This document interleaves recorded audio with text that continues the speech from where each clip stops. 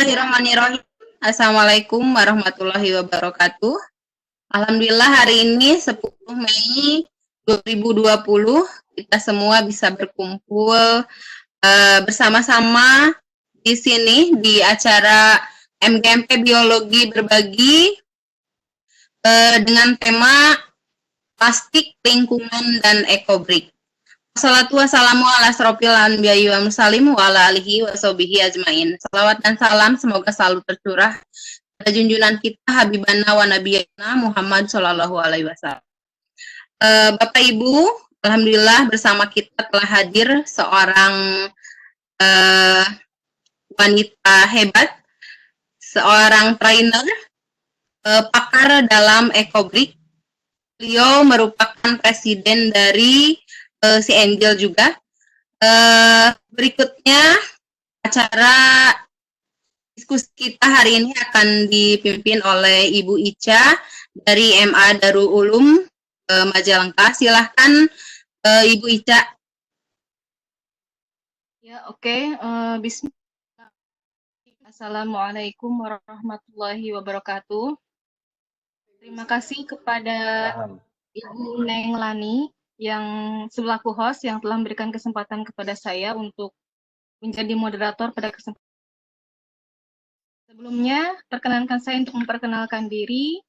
Saya Ilisya atau biasa dipanggil Ica. Saat ini diberi amanah untuk mengajar di Madrasah Aliyah Darul Ulum PUI Majalengka. Kegiatan MGMP Biologi Berbagi ini alhamdulillah dapat terselenggara atas kerjasama MGMP Biologi SMK dengan room Webex-nya oleh Umi Lestari, Ibu Umi Lestari, kemudian juga Kementerian Agama, IGI, dan juga pihak-pihak lainnya yang turut mensupport kegiatan ini sehingga hari ini kita bisa bersama-sama menikmati kegiatan MGMP Biologi Berbagi. Sebelum masuk ke sesi materi, saya akan membacakan kurikulum kita. Ya. Dengan suara saya ya. Membacakan kurikulum kita dari pemateri kita yang super hebat ya. Masih muda tetapi sudah jangkauannya luas sekali. Yaitu Mbak Falasifah. Beliau lahir di Semarang ya Mbak ya. Kemudian sekarang juga tinggal di Magersari, Gunung Pati, Semarang. Mungkin di sini ada peserta kita dari Semarang. Kemudian bagi yang mau menyimpan nomor HP-nya boleh di-share, Bu, Mbak, nomor HP-nya. Boleh. Ada yang mau bertanya? Boleh ya. Ini nomor HP Mbak Falasifah 0858 6470 4938. Kalau misalnya ada yang mau konsultasi setelah ini untuk membuat EcoBricks, bisa jadi diterapkan di sekolahnya masing-masing. Kemudian riwayat pendidikan, beliau menamatkan SD-nya di SDN Gunung Pati 04 Semarang, kemudian SMP-nya di SMP Negeri 1 Semarang, SMA-nya di SMA Negeri 12 Semarang, dan untuk S1-nya di Undip jurusan biologi, program mikrobiologi ya Mbak ya. Untuk publikasi yang sudah diterbitkan, ini sudah menerbitkan sebuah buku, subhanallah ya. Judulnya adalah Para Pembidik Mimpi yang diterbitkan oleh Ristek Dikti Agustus 2016. Kemudian untuk workshop yang sudah dihadiri atau menjadi pemateri workshop, ini sangat banyak sekali, tidak mungkin disebutkan semuanya. Saya akan sebutkan beberapa saja. Yang pertama menjadi pemateri atau presenter pada acara kita Earth Hour Semarang at Instagram 28 Februari 2020. Kemudian dalam acara Ngopi Yuk, ngobrolin sampah by Suara Merdeka at Sentro Kofitma Balang 22 Februari 2020. Kemudian pendampingan Bakti Nusa 10 by Dompet Duafa at WhatsApp juga, WhatsApp group 24 Februari 2020.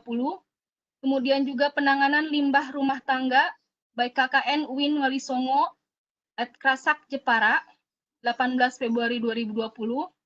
Kemudian juga dalam acara Back Your Mind, How Microplastic Are Causing Big Problem by Back In at Edu House 16 Februari 2020 dan banyak lagi yang lainnya. Kemudian juga Mbak Falasifa ini mengikuti training dan seminar yang banyaknya juga sudah keluar juga banyak nih. Di antaranya adalah Permakultur Design Course by Bumi Langit at Bumi Langit Institute Yogyakarta 25 Februari sampai 9 Maret 2020. Kemudian Pertamina Eco Camp 2019 by PT Pertamina Persero at Gunung Puntang Bandung 29 sampai 31 Oktober 2019. Building Personal Intelligence with NLP Firewalking by HR Excellency at Grand Candi Bandungan 17 sampai 19 Oktober 2019. Dan The Participant at Active Citizen for Social Enterprise Program by British Council at Creative Hub UGM 15 sampai 18 Juni 2019. Dan masih banyak lagi, ada sekitar 47 yang diikuti oleh training dan seminar yang diikuti oleh Mbak Falasifa. Kemudian Scholarship and Grants, Bidik Misi Scholarship 2015 sampai 2019, Bea Studi Indonesia Scholarship, Dompet Duafa 2015 sampai 2019, Operasional Sekolah Scholarship Januari sampai Juni 2014, dan Beasiswa Aktivis Dompet Duafa Maret 2019 sampai Maret 2020. Work experience.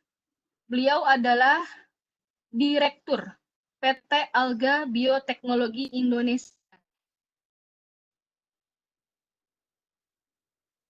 Dari bulan Februari 2019 sampai sekarang.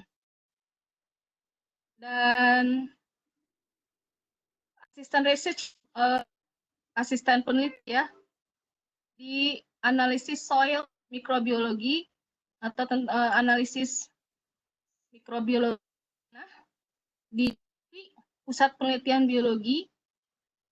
Dan di sini juga beliau menjadi volunteer penelitian, volunteer experience, diantaranya volunteer Festival of Social Creativity and Bootcamp for Young Technopreneur by Sociopreneur ID at Karangpandan, Solo.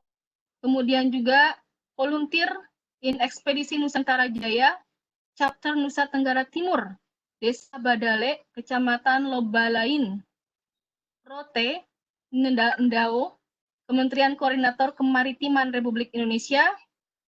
Kemudian juga sebagai volunteer pada biologi biologi mengabdi, by Himpunan Mahasiswa Biologi Universitas Diponegoro, Melueh, Ungaran, dan juga teacher Komunitas Asa Edu, Tambak Lorok, Semarang. Dan banyak lagi ya. Personal skill-nya, beliau aktif berbahasa Inggris, kemudian juga Jepang, ya Mbak ya. Dan bahasa ibu kita sendiri yaitu bahasa Indonesia dan bahasa Jawa. Ya. Organisasi skill and competence. Inisiator and Executive Director Back In 2020. Oh, subhanallah ya. Kemudian juga Owner Life and Co Bull Store Semarang. Advisor Single, Si Angle Semarang 2020. Kemudian inisiator and President Si Angle Semarang. Si Angle betul Ibu, Mbak bacanya? Si Angle Semarang 2018 sampai 2019. Subhanallah, ini betul ya. And Research and Program Departemen Inovator Nusantara Jawa Tengah 2019. Member of Komunitas Bela Indonesia KBI Jawa Tengah 2018-2019, dan banyak lagi ya. Subhanallah. Kemudian juga langsung kita ke ini achievement ya. prestasi yang pernah diperoleh oleh Mbak Falasifa. Second winner Instagram competition EcoCam 2019 by PT Pertamina Persero 31 Oktober 2019. Kemudian juga tokoh 74 ikon apresiasi prestasi Pancasila bidang sains by BPIP 19 Agustus 2019. Delegate at Summer Camp Exchange Program Language and Culture University Taiwan 1 sampai 21 Agustus 2019. Second winner of photo contest Bulan Pancasila 2019 Undip by Universitas Diponegoro 2 Juni 2019. Gold medal. Wow. Special award for the best international invention from National Research Council of Thailand and special award from International Federation of Inventors Associations by 47 International Exhibition of Invention Geneva, Swiss. Wow, 10 sampai 14 April 2019. Gold medal on Seoul International Invention Fair 2018 by Korean Intellectual Property Office, KIPO, at OX, Seoul, Korea, Desember 2018. Kemudian juga penghargaan khusus Departemen Biologi FSM Undip sebagai pemenang lomba karya ilmiah tingkat internasional by Departemen Biologi 14 November 2018. Dan banyak lagi yang lain yang kebanyakan semuanya itu adalah internasional. Ya, hebat. Jadi di sini kita sudah hadir pemateri yang super hebat. Jadi misalnya kita ketinggalan materi yang diberikan oleh Mbak Falasifa ini, wah, gitu ya, sepertinya sangat disayangkan sekali. Oke, kita langsung saja, tanpa basa-basi, Mbak, kita sudah sangat penasaran ya dengan pemaparan Mbak Falasifa. Silakan pada Mbak Falasifa untuk memaparkan materinya. Silakan, Mbak. Terima kasih, Ibu. Sebelumnya saya izin karena di sini mungkin kita belajar sharing aja. Assalamualaikum warahmatullahi wabarakatuh. Waalaikumsalam warahmatullahi wabarakatuh. Oke, jadi di sini sharing aja ya, Bu, karena saya belum tentu bisa. Kebetulan saja saya memang sedikit menggeluti tentang masalah lingkungan. Mungkin Bapak Ibu yang tahu di lapangan real tentang bagaimana sih sebenarnya kondisi lingkungan gitu. Sebelum bicara tentang plastik, lingkungan, dan ekobrik, mungkin tadi maaf juga karena CV yang saya kasih CV yang panjang, jadi terlalu lama mungkin ya. Dan saya juga masih belajar. Jadi saya di sini kebetulan sedang merajut untuk membuat sebuah yayasan juga, Yayasan Selaras Bumi, yang nantinya juga akan integrate antara pertanian dan juga lingkungan. Dan kegiatan saya sehari-hari pun sekarang juga sedang mengurus komunitas back-in. Kalau di single tadi saya advisor, jadi saya hanya sebagai penasehat. Kalaupun di back-in saya full-time, dan kita baru aja buka bulk store atau toko curah, yaitu kayak toko zero waste gitu, di mana itu yang pertama di Semarang dan juga di Jawa Tengah. Nah, bicara tentang plastik, lingkungan, dan ekobrik, mungkin semua orang pasti tahu ya, Bu, dan juga bapak-bapak di sini pasti tahu persis sih, kalau yang namanya plastik itu sekarang jadi isu yang sangat bisa dibilang semua orang lagi ribut nih, menyalahkan plastik. Tapi apakah kita pernah berpikir bahwa ketika kita ngomongin lingkungan, kita selalu nyalahin manusia. Begitupun ketika kita ngomongin manusia, kita selalu nyalahin lingkungan. Misalnya, ya udah emang ada climate change dan emang cuacanya tidak mendukung dan lain sebagainya. Nah, makanya di sini sebenarnya aku pengen sharing tentang bagaimana sih kita nggak ada saling menyalahkan, karena sinergisitas itu bisa dibentuk gitu dengan gimana kita kerjasama dengan alam. Nah, itu lewat ekobrik dan juga lewat cara-cara lainnya gitu. Next, Bu. Nah, bicara tentang plastik, Bapak Ibu mungkin juga ini ya, ada sedikit sejarah tentang plastik, di mana sebenarnya plastik ini sejarahnya dulu itu peneliti atau penemunya itu tidak pernah mungkin juga tidak pernah dia tuh mengira bahwa plastik hari ini itu bakalan menjadi permasalahan lingkungan yang sangat pelik. Karena memang kalau bicara tentang plastik, kita akan bicara tentang politik, mau nggak mau, sosial, ekonomi, jadi bukan hanya tentang lingkungan gitu. Nah, sebelum kita bahas lebih dalam tentang plastik, ada beberapa pertanyaan yang mungkin karena di sini nggak bisa ngomong ya partisipan, next Bu.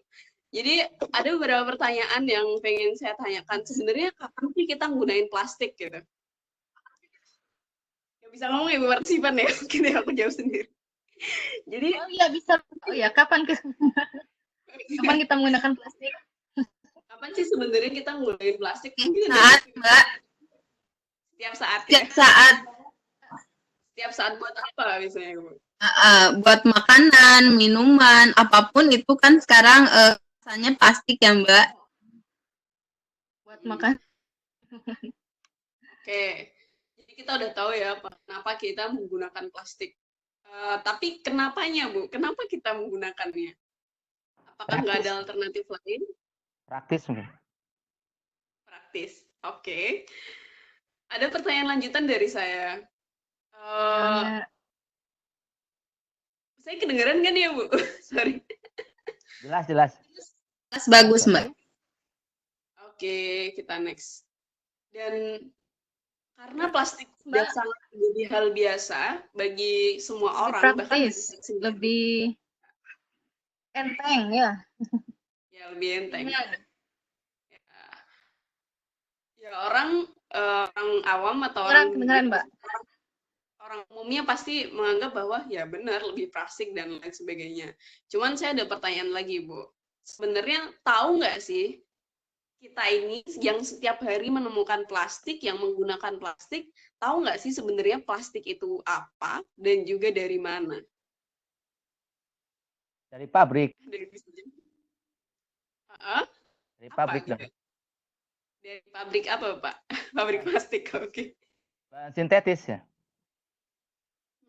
Kalau definisi secara umum plastik? Ya material yang dapat dibentuk apa saja oleh kita dengan teknologi tertentu. Betul Mbak. Lanjut saja Mbak. Jadi sering sekali kita ini menggunakan plastik di mana-mana, tapi kita nggak tahu apakah sebenarnya ini si plastik itu material apa dan juga dari mana sih plastik ini gitu. Kita hanya sekedar menggunakan, tahu fungsinya, tapi kita tahu sih kebanyakan juga kita nggak tahu ya bahan plastik itu apa. Nah, gimana cara pembuatannya? Ya, asal pakai aja. Jadi refleksi tersendiri gitu.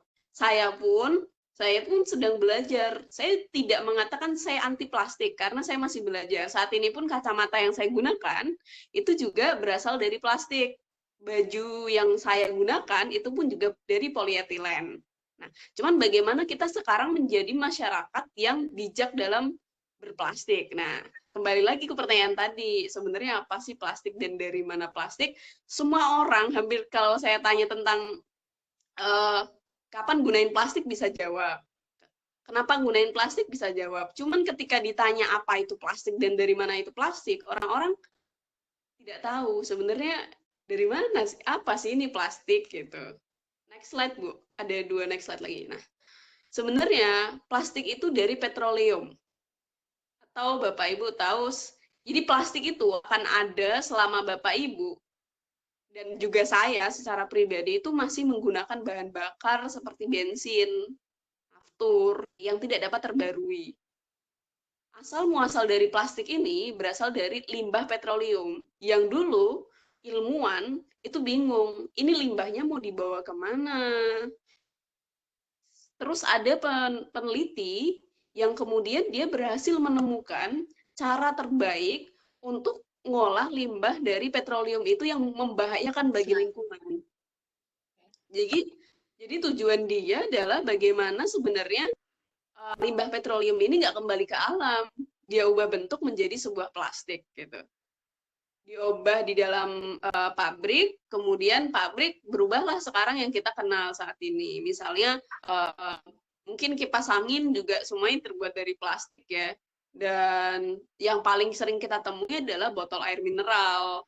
Terus juga mungkin styrofoam itu, tapi dia udah beda. Tapi ada styrofoam juga yang sekarang dari plastik dan lain sebagainya.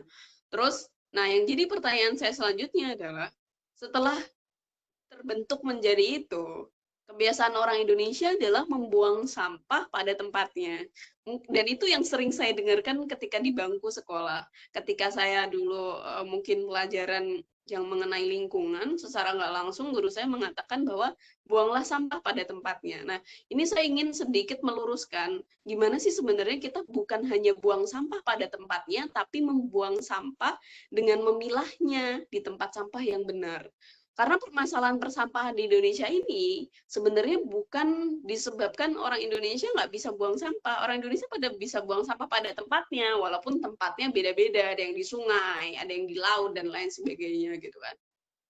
Nah, terus yang jadi pertanyaan saya, setelah sampai tong sampah itu sebenarnya kemana sih plastik kita? Halo? Dibuang ke tempat ke TPA. After dari TPA, kira-kira setelah di TPA itu kemana? Diambil lagi sama pemulung. Setelah diambil lagi sama pemulung? Dipakai lagi, daur ulang. Akhirnya jadi sampah bertebaran itu di mana-mana. Di sungai juga jadi rusak, laut juga jadi rusak gitu. Ya. Plastik kresek gitu ya. Tanpa kita sadari, sebenarnya plastik itu tidak bisa hilang dari muka bumi ini. Orang sekarang menganggap bahwa ketika nggak ada plastik di hadapan saya, itu berarti bahwa plastik itu PPT-nya ya. Bisa sinyalnya. Oh, nggak apa-apa. Jadi ketika kita bicara tentang plastik, kita selalu ngomong ya udah plastik kita ke TPA, udahlah ada pemerintah yang mengurus gitu kan. Padahal sebenarnya ini masalah yang harus kita selesaikan bersama-sama, bukan hanya kita kayak ya hari ini ya misalnya ada fenomena yang saya alami yang mungkin di daerah saya saat ini. Sadar nggak tahu kalau di daerah Bapak Ibu mungkin juga terjadi, frekuensi pengambilan sampah itu berkurang. Yang awalnya misal seminggu 3 kali, sekarang mungkin jadi sekali. Pasti Bapak Ibu yang nggak memilah bingung. Gimana nih, bau dan lain sebagainya. Tapi dulu apakah masih ingat ketika sering diambil, kita jadi ketergantungan, tapi kita nggak tahu sebenarnya kemana sih sampah kita ini gitu. Ada 3 kemungkinan sampah kita setelah dari tempat sampah. Yang pertama dia dibakar. Dan itu sering saya Jual biasanya, Mbak. Nah, dijual di bank sampah ya, Bu? Pasokan. Ya, yang bisa dijual, Bu. Kalau misal saya punya pecahan kaca, biasanya rongsokan nggak mau nerima. Atau Ditimbun. lah. Nah, hal-hal seperti itu kayak daun dan lain sebagainya. Kalau yang belum bisa komposter, pasti mereka akan mengarahkan kepada pembakaran atau kebiasaan orang-orang maaf ya desa yang saya lihat di Semarang ya. Saya juga sekarang lagi bina satu desa di daerah Mangkang Kulon Semarang. Jadi mereka pun juga punya kebiasaan ini. Jadi mereka selalu membakar sampahnya. Mereka menganggap bahwa ketika membakar sampah, sampahnya itu hilang. Ya emang kenyataannya di dalam mata kita hilang kan. Tapi sebenarnya tidak. Kemana terusan sampah-sampah itu? Mereka kan jadi asap. Yang asapnya itu turun, mungkin kalau Bapak Ibu dulu tahu ya, jadi hujan asam. Yang itu sangat bahaya bagi tanah dan juga bumi kita. Yang kedua kemungkinannya adalah dibawa ke TPA. Yang ketiga langsung ke sungai. Nah, pertanyaan selanjutnya adalah after dari TPA, after jadi hujan asam dan juga ketika dia ke sungai, after itu sampahnya kemana sih sebenarnya?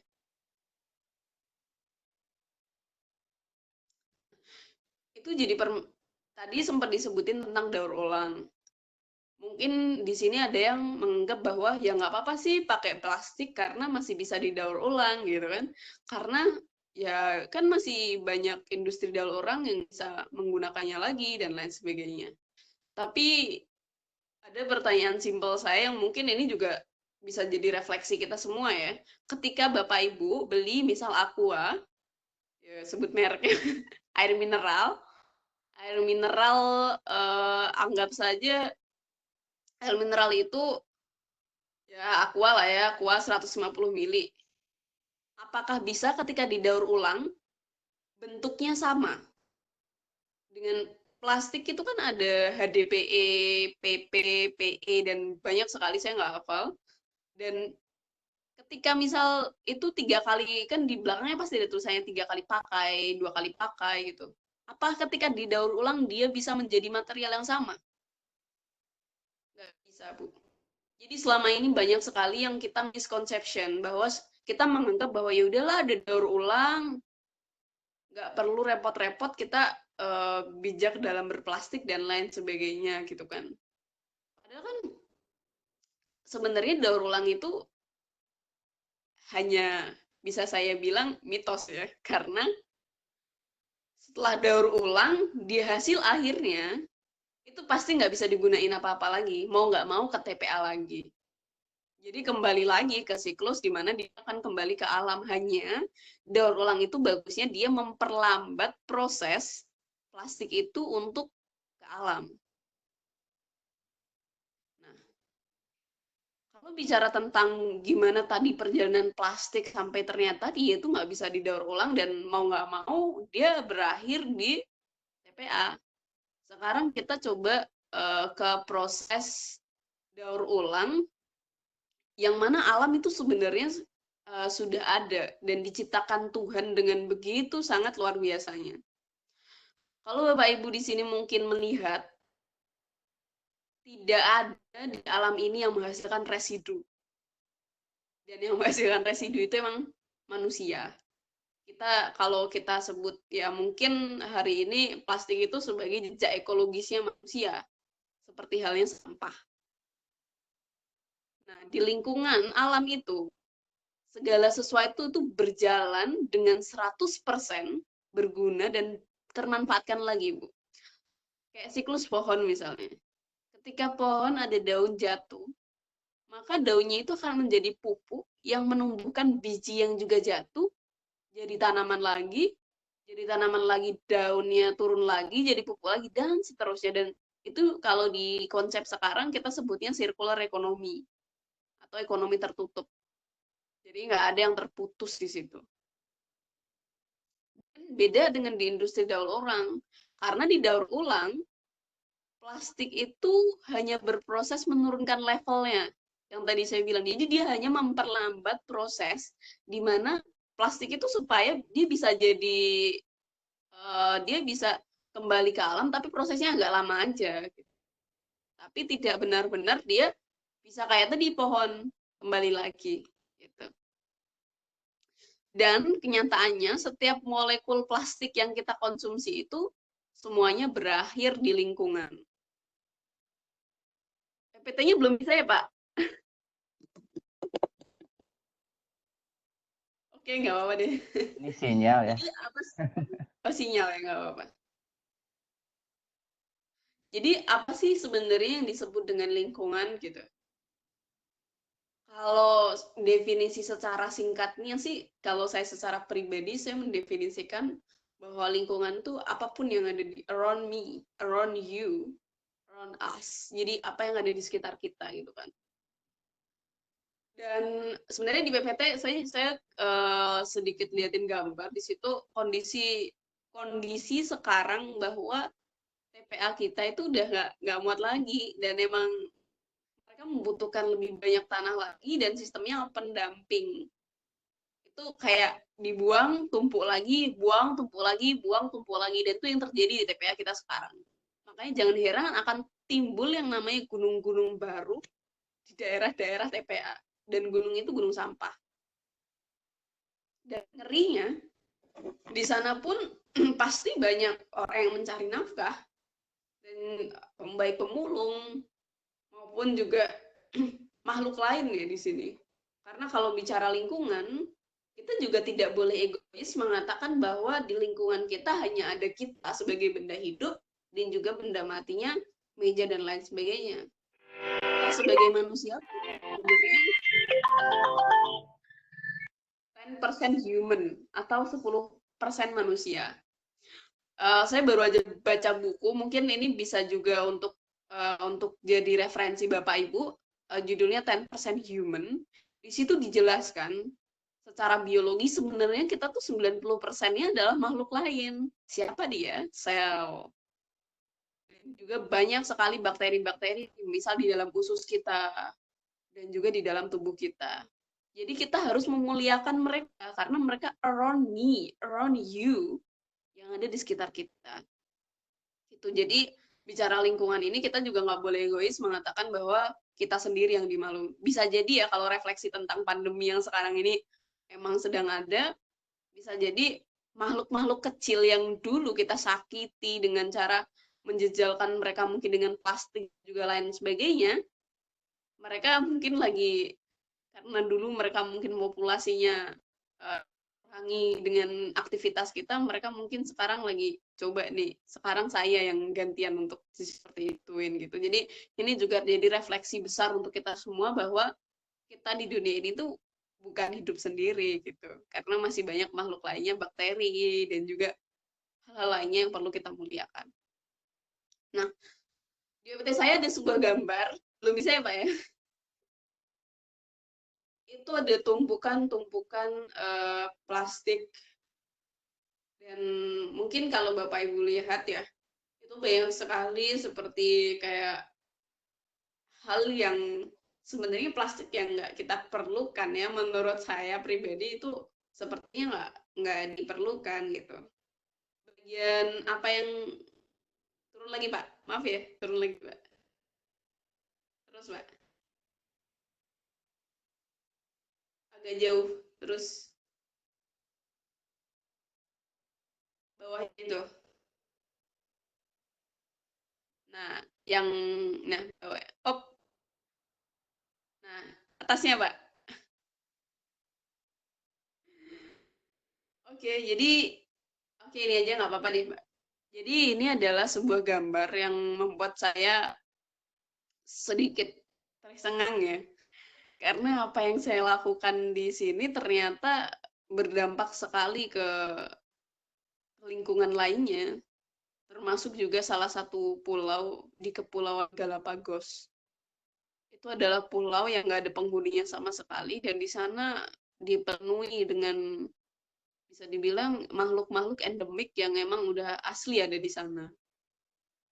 Salah satunya ini adalah potret burung Galapagos yang kalau nggak salah tahun 2015 ini ditemukan. Yang 10 tahun sebelumnya peneliti pernah ke sana untuk meneliti burung ini karena burung ini emang istimewa, dia hanya tinggal di Kepulauan Galapagos. Namanya burung albatros. Nah, burung albatros ini ditemukan kondisi seperti ini, Bapak Ibu. Apa sih yang kita lihat di dalamnya itu? Banyak sekali plastik-plastik yang mereka makan gitu. Dan next, Mbak. Jadi itu ternyata adalah burung albatros yang dia ngasih makan anaknya pun ngasih makan plastik karena mereka nggak punya sensor membedakan mana sih biji, mana sih gitu. Mereka mengira bahwa itu adalah makanan mereka, sehingga mereka memakan, bahkan itu dikasih makan di anak-anaknya. Dan itu sebenarnya udah ada videonya juga, cuman tuh videonya panjang karena itu kayak film dokumenter gitu tentang albatros ini. Dan peneliti tercengang, ternyata plastik yang kita gunain, misal saya di Indonesia, itu berdampak sampai di Kepulauan Galapagos yang itu sangat jauh. Dan juga Bapak Ibu sekarang itu baru aja ditemuin salah satu pulau yang mungkin luas daratannya sama dengan luas daratan Indonesia, itu full isinya adalah sampah. Apa jenis sampahnya? Yang jelas yang paling banyak adalah sampah plastik. Dan kalau mengikuti perkembangan lingkungan, banyak sekali yang sekarang teracuni oleh plastik ini. Next. Selanjutnya ada sebuah gambar. Ini sama, masih makhluk hidup lainnya ya. Ini adalah gambar tentang kura-kura. Jadi kura-kura ini, dia bahkan sampai tubuhnya itu terkorbankan, yang bentuk normalnya misal bulat atau oval. Ini adalah mengerikan kalau kita lihat itu sebenarnya plastik apa sih? Jadi itu adalah plastik yang kalau di Eropa atau mungkin juga ibu-ibu, kalau di Indonesia jarang sih saya lihat, itu kebanyakan di Eropa itu adalah plastik yang biasa digunakan untuk ngangkat bir. Jadi kayak untuk pengait, misal beri 6 bir gitu kan, mereka dikaitin pakai itu kayak setengah lusin atau satu lusinnya tuh itu. Dan itu sampai mencekik kura-kura. Dan mengerikannya lagi, ada sebuah gambar yang juga menunjukkan bahwa cotton bud kita, itu saya juga mungkin ya, saya juga masih hilaf, masih belajar. Dulu juga, saya juga baru belajar tentang lingkungan sebenarnya. Tapi potret-potret ini cukup menggambarkan bahwa ternyata apa yang kita gunakan di sini itu sangat berdampak terhadap makhluk-makhluk lain gitu. Nah sekarang kalau bisa dilihat ya, plastik itu sudah sangat meracuni ekosistem kita. Akibatnya apa? Ya kita hidup tidak sehat. Karena sampah di Indonesia atau plastik yang ada di Indonesia tuh dicampur dengan sampah makanan, sampah B3, apalagi sekarang lagi itu masker jadiin satu lah sama apa namanya, sama sampah makanan dan juga sampah plastik. Bisa dibayangkan ketika sampai TPA dan itu dimakan oleh sapi, mau kurban bentar lagi ya Bapak Ibu, barangkali mereka makan itu. Apa ya, sesuatu yang sangat mengerikan yang kita lihat di Indonesia gitu loh. Dan sebenarnya bukan hanya di Indonesia, mungkin juga di negara lain. Nah, aku mau next Bu, itu masih agak jauh yang tentang, nah, masih inget nggak bau plastik ketika dibakar Bapak Ibu? Halo? Oke. Jadi plastik ketika dibakar itu baunya sangat, apaan nih gitu kan? Karena memang baunya sangat menyengat. Jadi kalau masih ingat bau plastik ketika dibakar, itu adalah bau yang namanya dioksin. Dioksin itu salah satu molekul yang sangat berbahaya karena dia karsinogenik. Karsinogenik, dia bisa menyebabkan kanker dan lain sebagainya. Dan ketika sampai di alam, dia akan berubah menjadi hujan asam dari tanaman kita gitu. Masih dengar saya kan Ibu? Jelas. Jadi Oke, bagusnya oke. diapain tuh plastik kalau juga rusak? Nah, nanti saya bakalan cerita sampai situ, Pak. Kita cerita dulu tentang kebiasaan-kebiasaan kita yang selama ini ternyata juga bahaya bagi diri kita sendiri. Nah, ini PPT-nya nggak bisa next ya? Atau aku yang ini ya, Pak ya? Yang freeze ya? Oke. Terus bicara tentang tadi dibakar, ada juga agak bawah lagi, Bu. Udah sampai ke pembakaran. Jadi Bapak Ibu sering melihat kalau misal warung yang di depan jalan, mereka jualan air mineral, terus air mineralnya kena panas. Ya, Pernah suka tahu tentang itu? Wah, gimana rasanya kira-kira? Ya, plastiknya mengkerut ya. Karena panas. Iya. Dan mereka plastik itu bisa terdegradasi di dalam air itu ketika terkena panas. Jadi sinar UV yang ada di dalam matahari itu menyebabkan plastiknya rapuh dan plastiknya berukuran kecil-kecil dan dia nggak hilang. Justru dia menyebarkan molekul beracun di lingkungan. Itu namanya mikroplastik. Dan penelitian saya kebetulan di S1, saya neliti mikroplastik, namanya microbeads. Jadi itu kita juga jarang sadari ada di kosmetik kita ya, ibu-ibu ya mungkin lah ya, di scrub, di sabun cuci muka, sabun odol, banyak sekali mikroplastik yang itu mungkin kalau secara apa ya, secara kita menggunakan tuh nggak langsung berbahaya bagi kita. Tapi after itu, karena perumahan di Indonesia pun belum ada filtering yang bagus dan emang ukurannya sangat kecil, sehingga plastik-plastik itu lari ke lautan. Dan ketika lari ke lautan, dia dimakan oleh ikan-ikan. Coba sekarang dibuka ikan-ikan, hampir semua ikan, dan udah ada penelitiannya juga, itu mengandung mikroplastik. Dan sampai hari ini saya belum menemukan solusi konkret, makanya kemarin juga di S1 saya mencoba untuk meneliti tentang pengganti mikrobits itu. Gitu. Jadi sangat berbahaya gitu. Dan itu juga ternyata terjadi di plastik besar. Jadi mikroplastik terbentuknya ada 2, primer dan juga sekunder. Kalau primer tadi dari kosmetik, kalau sekunder itu dari misalnya terdegradasinya plastik besar, kantong plastik ke plastik kecil-kecil gitu. Nah, berita buruknya lagi tentang plastik ketika kita membakar plastik adalah molekul plastik itu nggak cocok sama tubuh kita. Karena udah jelas, dia secara biologi pun, secara genetis dan lain sebagainya pun, dia nggak bisa masuk ke dalam tubuh kita. Jadi bisa dibayangin ketika ikan kita sekarang hari ini banyak sekali molekul mikroplastiknya itu nggak kompatibel, ibarat kata tuh nggak cocok gitu loh. Nah, molekul-molekul itu memperbanyak yang namanya hormon estrogen yang dapat menyebabkan kelainan pada bayi. Jadi hormon estrogen ini kalau dalam kandungan seringkali, jadi ini bahaya banget ya. Jadi ketika kita menghirup plastik itu, ketika proses kita membakar plastik, kalau masih ingat baunya nggak enak itu sebenarnya hati-hati untuk ibu-ibu hamil.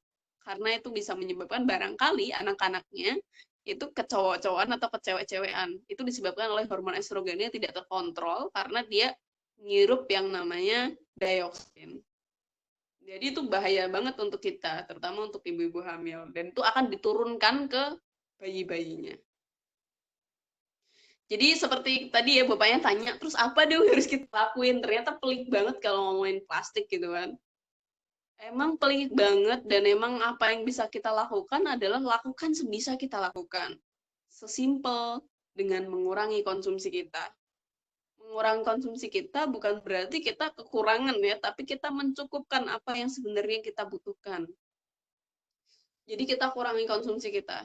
Indonesia itu selain penyumbang sampah plastik terbesar nomor 2 di dunia setelah China, dia juga ternyata penyumbang sampah makanan.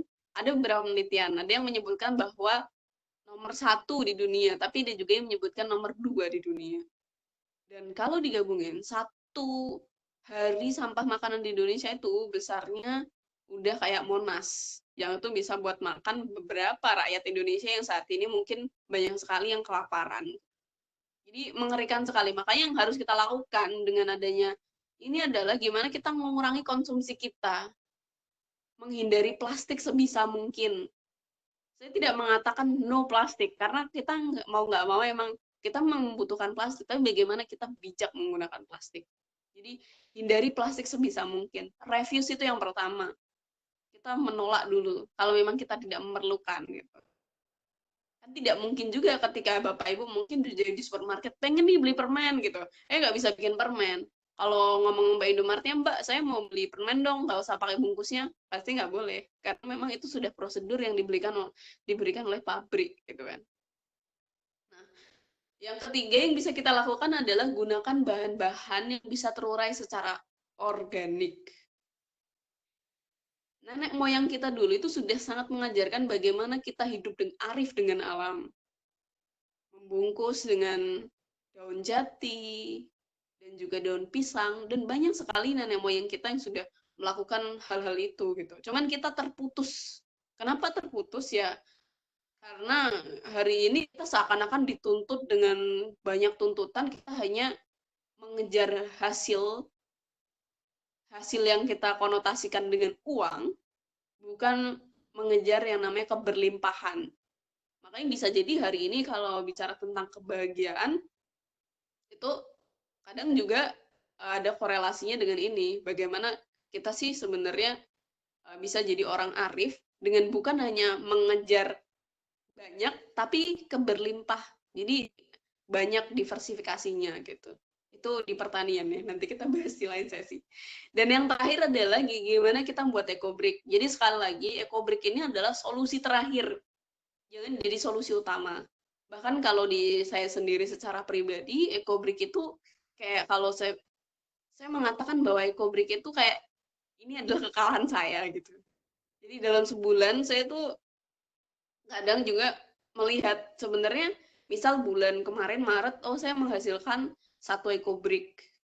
Dan mungkin sebulan ini saya cuma menghasilkan setengah eco-brick ukuran 1.500 mili. Berarti saya udah mengurangi nih plastik saya. Jadi ketika saya masukkan ke plastik ke eco-brick tuh saya kayak rasanya saya kalah. Karena saya nggak bisa menahan nafsu saya, karena gimana sih caranya kita benar-benar menghindari plastik gitu. Nah itu jadi solusi terakhir eco-brick itu. Nah, kenapa eco-brick itu jadi salah satu solusi? Karena dia prinsipnya hampir sama kayak alam. Tadi saya udah jelasin dikit tentang prinsip alam, di mana dia circular economy atau circular, jadi ekonomi tertutup, di mana mereka bisa mendistribusikan semuanya dan kembali lagi kepada pohon dan juga jadi tanaman lagi dan menghidupi makhluk lain dan lain sebagainya. Nah, di mana eco-brick ini adalah dia juga ternyata punya sifat itu, cradle to cradle kalau dalam bahasa Inggrisnya. Jadi di mana eco-brick itu ketika kita buat, dia bisa kita buat sebagai bangunan, dan kemarin itu tahun 2018, 19 ya, saya lupa 18 atau 19, saya membuat festival herois. Di situ saya membuat taman eco-brick yang kita buat full dari 1000 eco-brick. Dan itu dengan bukan semen. Kalau semen dia rusak. Jadi kita menggunakan semen semen alami yang sebenarnya yang kita juga udah mengajarin ke kita, tapi sekali lagi itu terputus. Nah, dan itu ketika kalau dia kan nggak semen permanen, tapi dia kuat. Bahkan bangunan-bangunan di Italia, kalau Bapak Ibu mungkin juga insya Allah berkesempatan ke sana, di Italia itu hampir semua bangunan-bangunan tua itu dibangun dengan tanah liat, dan ketahanannya jangan dipertanyakan, itu 100-200 tahun. Dan itu yang coba kita. Nah, terus apa sih sebenarnya, kenapa sih kita harus buat eco-brick gitu? Kenapa? Jadi ketika kita membuat sesuatu juga kita harus tahu kenapa sih gitu. Ternyata secara nggak langsung eco-brick ini menghindarkan plastik dari lingkungan. Tadi kita udah bicara tentang lingkungan, around me, around you. Jadi yang seharusnya ke TPA, setidaknya kita jadi konsumen yang bertanggung jawab. Dengan apa? Dengan plastik itu tidak langsung ke lingkungan yang lingkungan kita pun belum siap menerimanya gitu. Ada pengolahan yang terstruktur gitu. Yang kedua, dia menghindarkan plastik dari pembakaran dan pengeluaran dioksin yang tadi berbahaya ya. Karena hormon estrogen kita bakalan naik turun. Yang ketiga, dia menghindarkan plastik dari industri daur ulang. Yang tadi, industri daur ulang itu hanya memperlambat proses dia untuk ke alam, tapi dia tidak 100% sebenarnya jadi solusi gitu. Dan eco-brick itu mudah, bisa aku bilang sih tanpa biaya ya, karena memang kita nggak perlu memerlukan biaya. Tanpa mesin, setiap orang bisa membuat. Bahkan saya sering banget bikin workshop di anak-anak kecil, TK, ya minimal TK, kalau PAUD soalnya mereka kadang nggak kuat untuk nge-push-nya, tapi TK itu mereka udah bisa diajarin.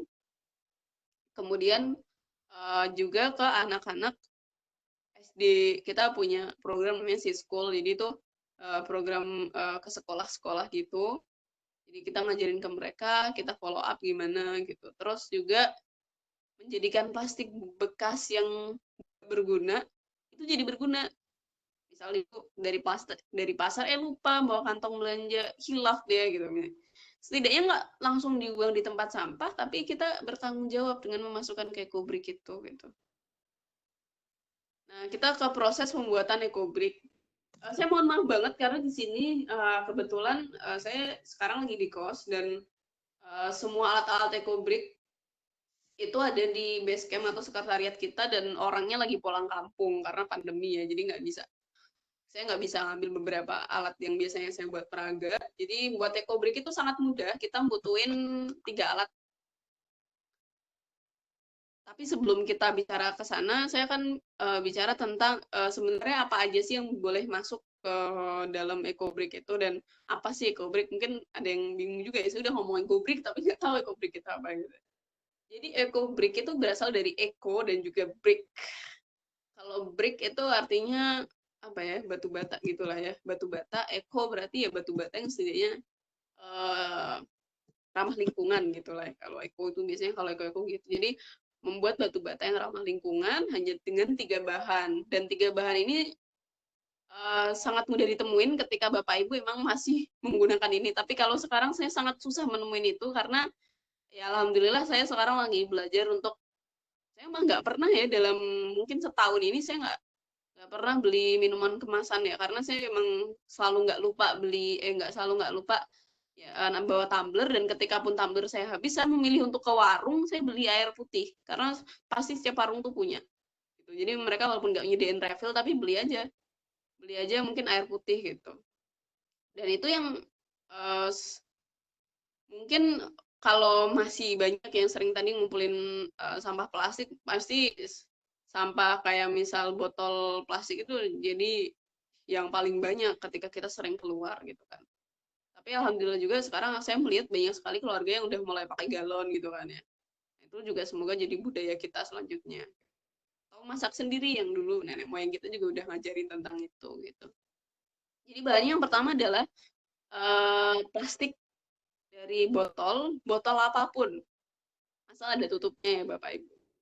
Yang kedua adalah plastik apapun. Plastik apapun itu contohnya styrofoam. Styrofoam itu kan nggak bisa didaur ulang. Dan sebenarnya bisa, cuman kalau di Indonesia itu belum ada industri daur ulang styrofoam, dan kalaupun ada itu pricey atau sangat mahal, dan makanya ya udah dibiarin aja ke lautan atau kemanapun gitu kan. Terus plastik sekali pakai, misalnya kantong plastik, packaging yang tadi saya cerita, packaging misalnya ya kayak kita beli permen, nggak mungkin kita beli cuman permennya doang, pasti juga dengan hal lainnya. Sedotan plastik itu sering banget kita temuin ya, dan banyak sekali yang kita temukan gitu. Padahal dulu kita sering ngekop gitu ya. Terus plastik-plastik lainnya, misalnya kacamata saya ketika patah, saya masukin juga boleh gitu. Nah, tapi ada syaratnya ketika kita mau memasukkan plastik tadi yang saya sebutkan ke dalam eco brick. Apa? Kering dan bersih. Jadi harus dipastikan 2 itu. Jangan misal kita plastik bekas cilok, ya kan sering banget ya beli cilok kayak bekas cilok langsung aja dimasukin, itu bahaya karena dia bisa meledak. Jadi kita harus juga memastikan dia itu secara kualitas maupun kuantitas itu baik. Jadi kita bertanggung jawab dengan cara ya kalau kita mau beli kemasan, mau nggak mau kita harus mencucinya gitu, karena itu bagian dari tanggung jawab kita. Terus setelah itu plastik-plastik itu dikumpulin, dipisahin, dibersihin, dan juga nanti setelah dibersihin, dikeringin, dijemur, bahkan dulu ketika saya masih ini ya, kita waktu bikin project yang 1000 eco brick itu di desa binaan saya setiap hari setiap hari mencuci hasil donasi, karena kita menerima donasi segala jenis plastik yang itu mayoritas kotor-kotor semua dan bau, jadi kita mencuci dengan sabun lerak kalau kita, jadi kita juga meminimalisir penggunaan mikroplastik juga, kita menggunakan sabun lerak gitu. Nah, selanjutnya langkah kedua adalah pilih merek dan juga ukuran botol yang sama. Kenapa? Karena itu nanti akan kita jadikan, misal ya kalau hal simpel yang kita ajarin untuk sekali pelatihan atau workshop itu, mereka membuat kursi, meja gitu. Nah, jadi kita harus memilih tuh merek dan juga ukuran botol yang sama. Bisa di next, Mbak? Oke, nggak apa-apa. Jadi kita memilih itu supaya kita nyaman. Misal kita pakai kursi, ada yang satunya aqua, misal 1 liter, 1,5 liter, yang satunya misal cuma 300 mili, kan aneh ya jadinya ya, 300 mili. Makanya kita membuat yang setidaknya itu ya rata lah ya, kalau kita duduk nggak jegleng-jegleng gitu. Nah, yang ketiga adalah gimana kita menggunakan tongkat kayu. Jadi bahannya cuma 3, plastik bersih dan kering, botol, ada tutupnya, pastikan dia juga bersih dan juga kering. Yang ketiga adalah tongkat kayu. Tongkat kayu kalau biasanya kita buatnya dari ini sih, bambu atau pring. Jadi bambunya itu pokoknya agak diruncingin, tapi jangan runcing banget ya, karena nanti akan membuat ininya rusak, membuat botolnya itu rusak. Jadi ya setidaknya agak tumpul gitu. Dan itu digunakan untuk membuat ekobriknya itu.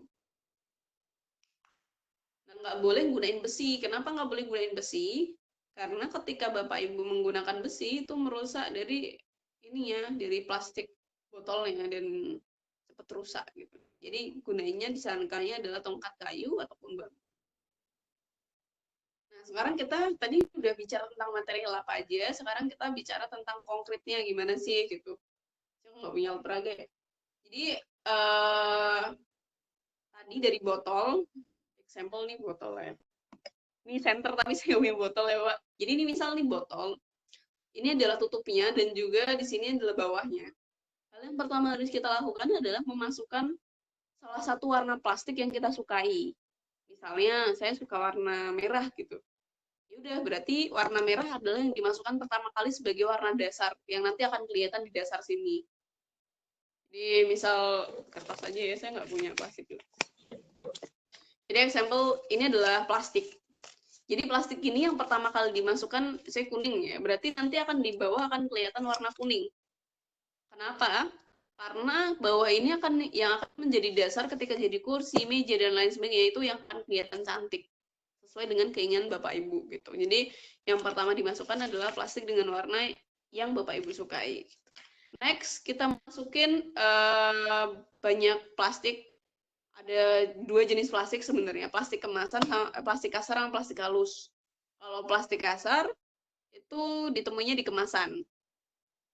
Misalnya ya kayak tadi bungkus permen, ciki-ciki gitu kan, ciki-ciki ya, saya dulu suka banget tuh ciki-ciki. Terus habis itu kalau kalau plastik halus itu misalnya plastik bag atau kantong plastik. Nah, itu kita masukin. Nah, itu pun ada tekniknya sebenarnya.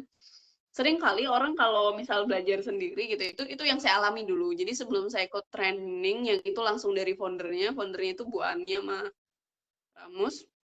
Russell. Jadi Russell sama Bu Ani ini mengembangkan ekobrick ya, dari Filipina. Mereka bahkan menggunakan kayak gunain tangga dan juga bikin rumah itu benar-benar dari ekobrick.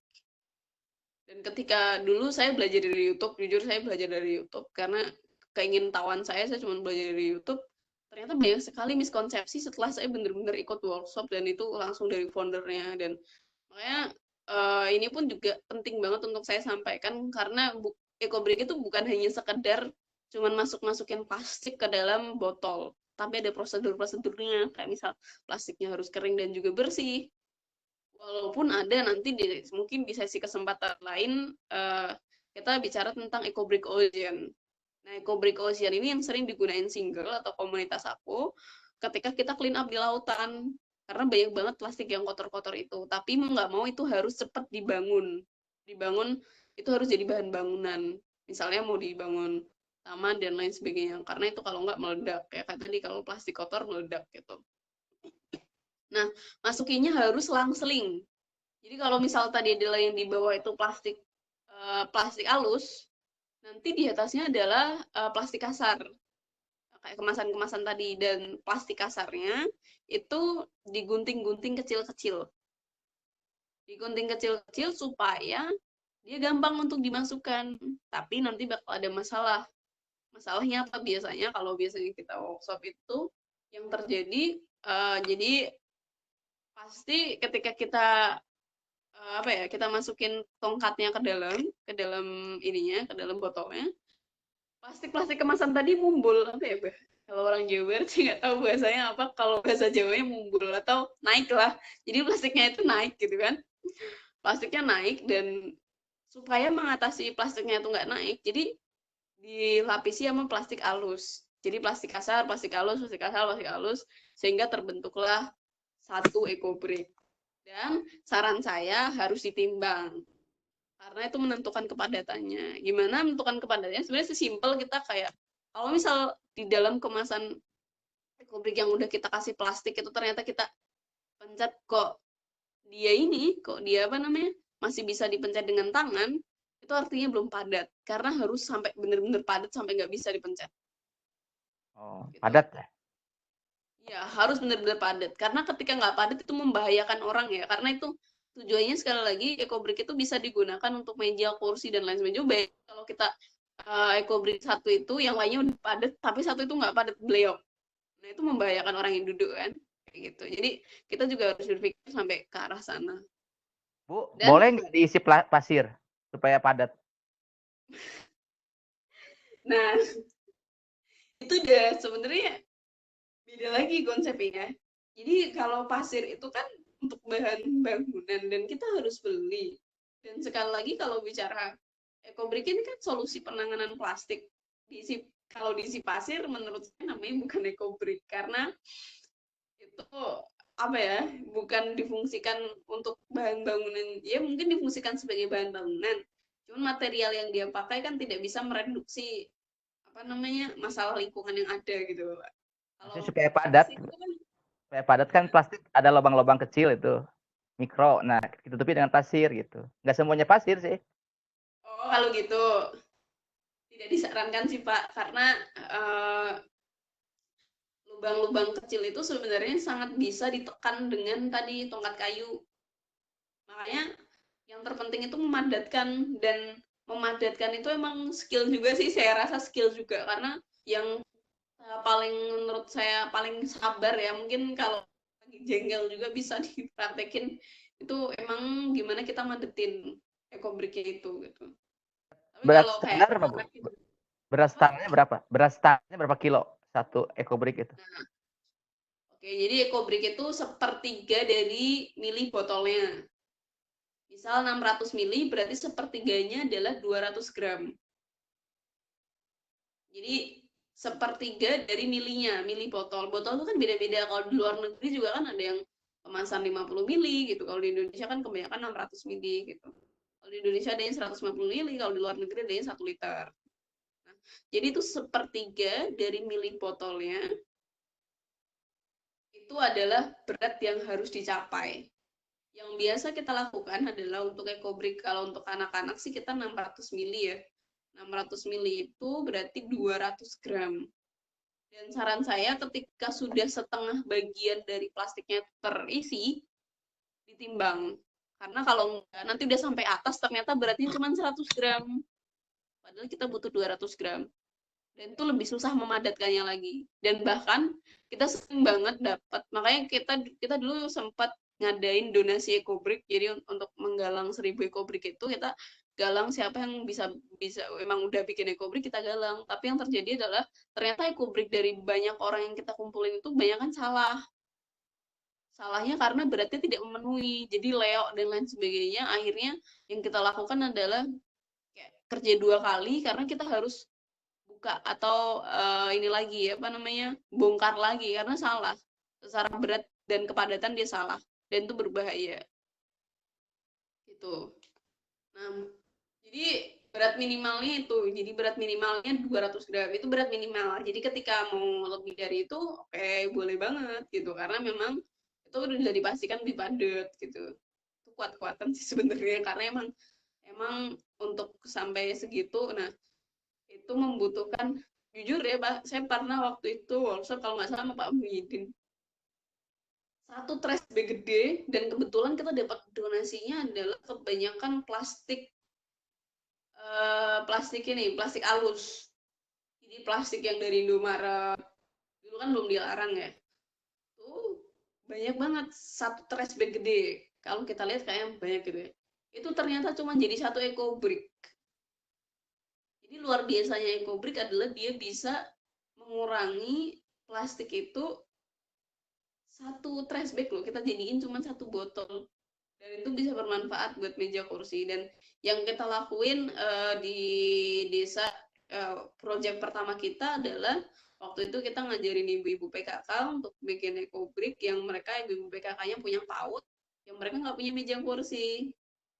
Dan kita berikan solusi ekobrik, jadi tinggal usah nunggu bantuan dari mana-mana, dan kita pun sebagai mahasiswa kan kita hanya punya ilmu, sehingga kita berpikir bahwa kayaknya ekobrik ini solusi, karena bagian dari masyarakat gotong royong.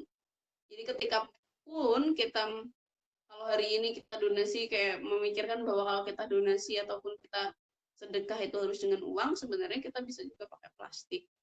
Tapi bentuknya bersih dan kering dengan bentuk ekobrik. Kalau ada orang yang mungkin tetangga kita ya, mungkin juga itu juga yang terjadi di Filipina adalah si foundernya pengen banget bantuin salah satu ibu-ibu yang kerja di rumah sakit bagian persampahan untuk bikin rumah, karena rumahnya jelek banget. Akhirnya yang dilakukan, dia mengumpulkan plastik-plastik yang ada di rumah sakit, tapi plastik yang non-medis, akhirnya dia kumpulin dan jadilah satu rumah. Bisa dilihat mungkin di YouTube-nya ya, banyak sih sebenarnya tentang Russell itu. Jadi mereka membuat rumah dari ekobrik, dan itu gotong royong. Terus akhirnya masyarakat situ mulai aware bahwa ternyata plastik itu masih bisa difungsikan ulang, apalagi plastik yang udah tercecer. Akhirnya mereka gunakan sebagai tangga, dan juga itu untuk pembangunan di masyarakat gitu. Nah, selanjutnya sebenarnya ini udah bagian akhir saya, jadi intinya yang buatnya seperti itu, Pak. Mungkin lain kesempatan kalau kita ketemu, kita bisa praktek langsung ya. Jadi di temen yang paling penting setelah kita jadi itu, jangan lupa ditulis beberapa hal. Yang pertama adalah berat dari ekobriknya itu. Jadi tulis pakai spidol permanen. Yang kedua adalah nama bapak lah, nggak apa-apa gitu ya. Terus yang ketiga adalah nomor seri. Tapi kalau nomor seri ini pilihan sih. Sebenarnya kan kita tuh lagi menghimpun data sebenarnya dengan ekobrik ini berapa sih plastik yang terselamatkan yang akhirnya nggak ke lingkungan. Bapak dan ibu-ibu bisa buka namanya websitenya, ini website langsung, dan PPT saya ini saya ambil dari sana karena ini PPT yang memang baku dari trainer saya. Jadi ketika saya ngadain trainer tentang ekobrik, saya menggunakan PPT ini yang udah disamain skala nasional gitu untuk trainer-trainer gitu. Itu bisa dibuka di www.gobrik.com. Nah, di situ nanti bakalan banyak panduan tentang buat akun dulu, terus Bapak bisa tahu, oh ternyata saya selama sebulan bisa ini ya, bisa mereduksi sampah segini gitu. Plastik yang saya kurangi berapa yang harusnya ke lingkungan gitu. Dan itu jadi kayak evaluasi terhadap diri kita sendiri sih, dan juga apa aja jenis plastik yang kita masukin itu juga bisa kita lakukan di situ. Nah, selanjutnya sebenarnya di dalam pembangunan ekobrik kita itu menggunakan sistem gimana kita membangun itu cradle to cradle tadi, bisa dibongkar pasang kayak Lego. Jadi kalau di festival Hero Waste yang pernah saya lakukan di Mangkang itu, kita membuat panggung. Jadi panggungnya itu dari ekobrik. Panggungnya itu dari mungkin kalau webnya bisa dilihat di ini ya Bu, di PPT saya ada sih, cuman karena ini nggak ketampil ya, jadi www.gobrik.com. Jadi untuk membuatnya ini ada 3 bentuk. Yang pertama triangle millstone modul, ya kayak berapa ya, kita membutuhkan 12 ekobrik kalau itu. Terus kemudian kalau untuk kursi biasanya di PPT saya ada. Yang kedua adalah hexagon, jadi bentuknya slight triangle, ini juga hexagon. Kalau hexagon biasanya buat meja, ini jumlahnya lebih banyak, 19 ekobrik. Tapi antara 19 ekobrik dan juga 12 ekobrik itu, misalnya kepalanya ya Bu, ini kepala tutupnya, terus ini ini bawahnya. Jadi ketika ini dipasangin sama spidol aja ya, saya nggak punya apa-apa di sini. Jadi ketika ini atasnya atas juga. Jadi ketika tadi dia udah membangun hexagon ataupun triangle, itu bisa saling memenuhi. Jadi mereka bisa lebih tinggi, dan bisa dibentuk jadi macam-macam sih. Bahkan teman saya yang kemarin tuh bikin meja dan kursi yang biasanya kayak sofa gitu. Jadi mereka tutup pakai ini, pakai apa namanya? Pakai kain gitu. Kain daur ulang yang mereka buat sendiri gitu. Jadi sekreatif kita sebenarnya. Terus yang terakhir itu bentuknya itu biasanya untuk panggung. Itu membutuhkan 16 ekobrik. Jadi itu tengahnya bolong. Jadi kayak BT saya nggak kelihatan nih. Jadi warnanya kuning lah kalau di BT saya. Itu dua di tengah itu bolong, sengaja dibolong supaya nanti bukan bolong sih, tapi agak menjorok ke atas. Dan itu ada tekniknya untuk membuatnya. Jadi bener-bener misal, jadi kita buat 5 dulu, buat 5. Terus setelah itu ada satu yang memang sengaja cuman di segini karena kita udah buat cetakan setengahnya. Sehingga cetakan setengah yang di bawah nanti bisa diisi dengan yang lainnya. Sehingga kalaupun dibikin panggung itu bisa tinggi banget. Panggung itu baik alas bawahnya ataupun misal buat background yang di belakang itu, Bu. Jadi ya, saya ada fotonya sih, cuman saya belum sempat nampilin gitu. Nah, terus jadi ekobrik juga bisa digunakan sebagai ruang-ruang hijau, misal di sekolah lagi ya, mungkin Bapak Ibu lagi ada program untuk ini, untuk apa namanya, untuk penghijauan sekolah, itu juga bisa jadi menurut saya penilaian yang sangat menarik ya.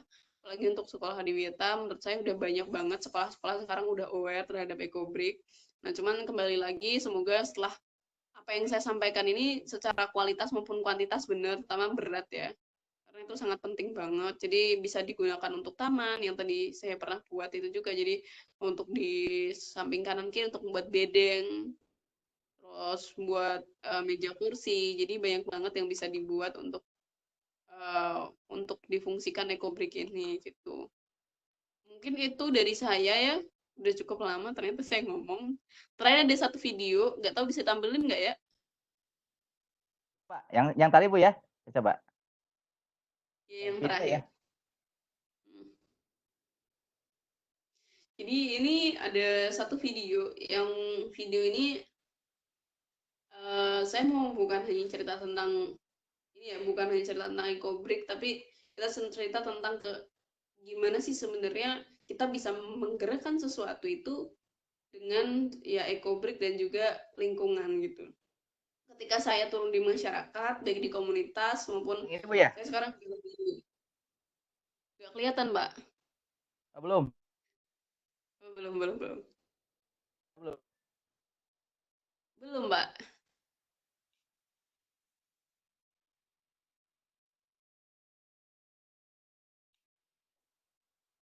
Terus saya nggak lihat ya, atau yang lainnya mungkin melihat. Saya belum lihat sih, Pak.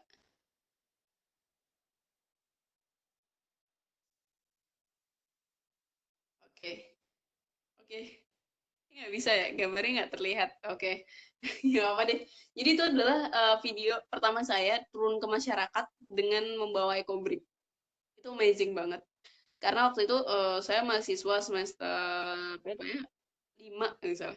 Saya mahasiswa semester 5. Waktu itu kita baru pertama kali diriin single. Sebutannya single ya, Bu. Jadi Bapak Ibu kalau masih single boleh. Nah, ini salah satu video yang, nah ini videonya adalah kita waktu itu gerakin, ini event pertama kita. Jadi project pertama kita, pilot project waktu itu ada ibu-ibu di situ yang ini namanya Bu Ari yang agak kelihatan. Jadi Bu Ari ini adalah ketua PKK yang diprihatin terhadap desanya. Karena waktu itu kita jadi kita ajak volunteer dan kita nggak dikenal waktu itu komunitasnya. Karena memang benar-benar proyek pertama komunitas kita. Tapi alhamdulillah ada sekitar 60 volunteer membantu kita dari berbagai kalangan, baik mahasiswa ataupun udah kerja. Yang kita lakukan itu clean up waktu itu. Tapi clean up-nya bukan hanya sekedar clean up karena kita mengambil data. Dan kita pun mengurangi penggunaan plastik dengan cara kita nggak menyediakan mereka sarung tangan. Ataupun maksudnya sarung tangan di sini biasanya kan pakai latek ya gitu. Karena latek itu jadi sampah lagi, secara nggak langsung kita menghasilkan sampah lagi dong gitu. Dan di proses pembersihan itu kita benar-benar ngitung datanya. Dan ngerinya Bapak Ibu, 100 meter di lingkungan desa itu adalah desa di pegunungan Ungaran namanya Kali Sidi. Di hanya jarak 100 meter kita temukan 1000 sedotan. 1101 kalau nggak salah. 1101 sedotan, dan itu jadi refleksi banget buat kita semua, ternyata itu di daerah hulu ya, bukan di daerah hilir yang sudah kelihatan seperti sungai dan juga laut, ternyata udah banyak itu plastiknya gitu. Jadi emang jadi tamparan tersendiri, dan hasil dari itu akhirnya kita cuci semua dari hasil clean up kita, baik sedotan dan lain sebagainya, kita cuci, kita keringin, kita nunggu sambil kita workshop ke ibu-ibu PKK. Akhirnya kita workshop ke ibu-ibu PKK tentang EcoBrick, ya mungkin kurang lebih sama materinya. Terus kita membuat EcoBrick, dan bener-bener saya dulu karena masih mahasiswa ya, jadi kita benar-benar cuma nyediain galon, dan kekuatan masyarakat itu hadir ketika karena mereka membutuhkan ilmu itu benar-benar di situ. Bahkan unpredictable-nya adalah bapak ibu itu mereka nggak mau kalau misal mbak jangan pokoknya kita udah sediain makan untuk volunteer dan juga ibu-ibu, jangan ngasih makan dan lain sebagainya. Dan itu tuh benar-benar kayak membuat kita, oh ternyata ini yang disebut dengan bagaimana kita proyek kerjasama gitu. Jadi tidak ada yang diuntungkan maupun tidak ada yang dirugikan, karena masyarakat juga membutuhkan. Dan hasil dari EcoBrick ini kita membuat kursi meja yang akhirnya sekarang mereka gunakan untuk anak-anak PAUD mereka gitu. Gitu. Mungkin itu aja terakhir dari aku. Jadi intinya adalah tentang plastik, lingkungan, dan EcoBrick, kita bisa mulai dari diri kita sendiri. Begitu Bu, mungkin udah nih. Halo?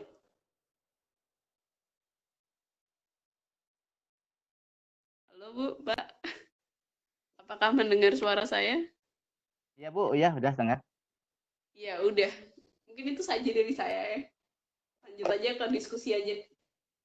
Ya baik, terima kasih. Silakan Bu Ica sebagai moderator.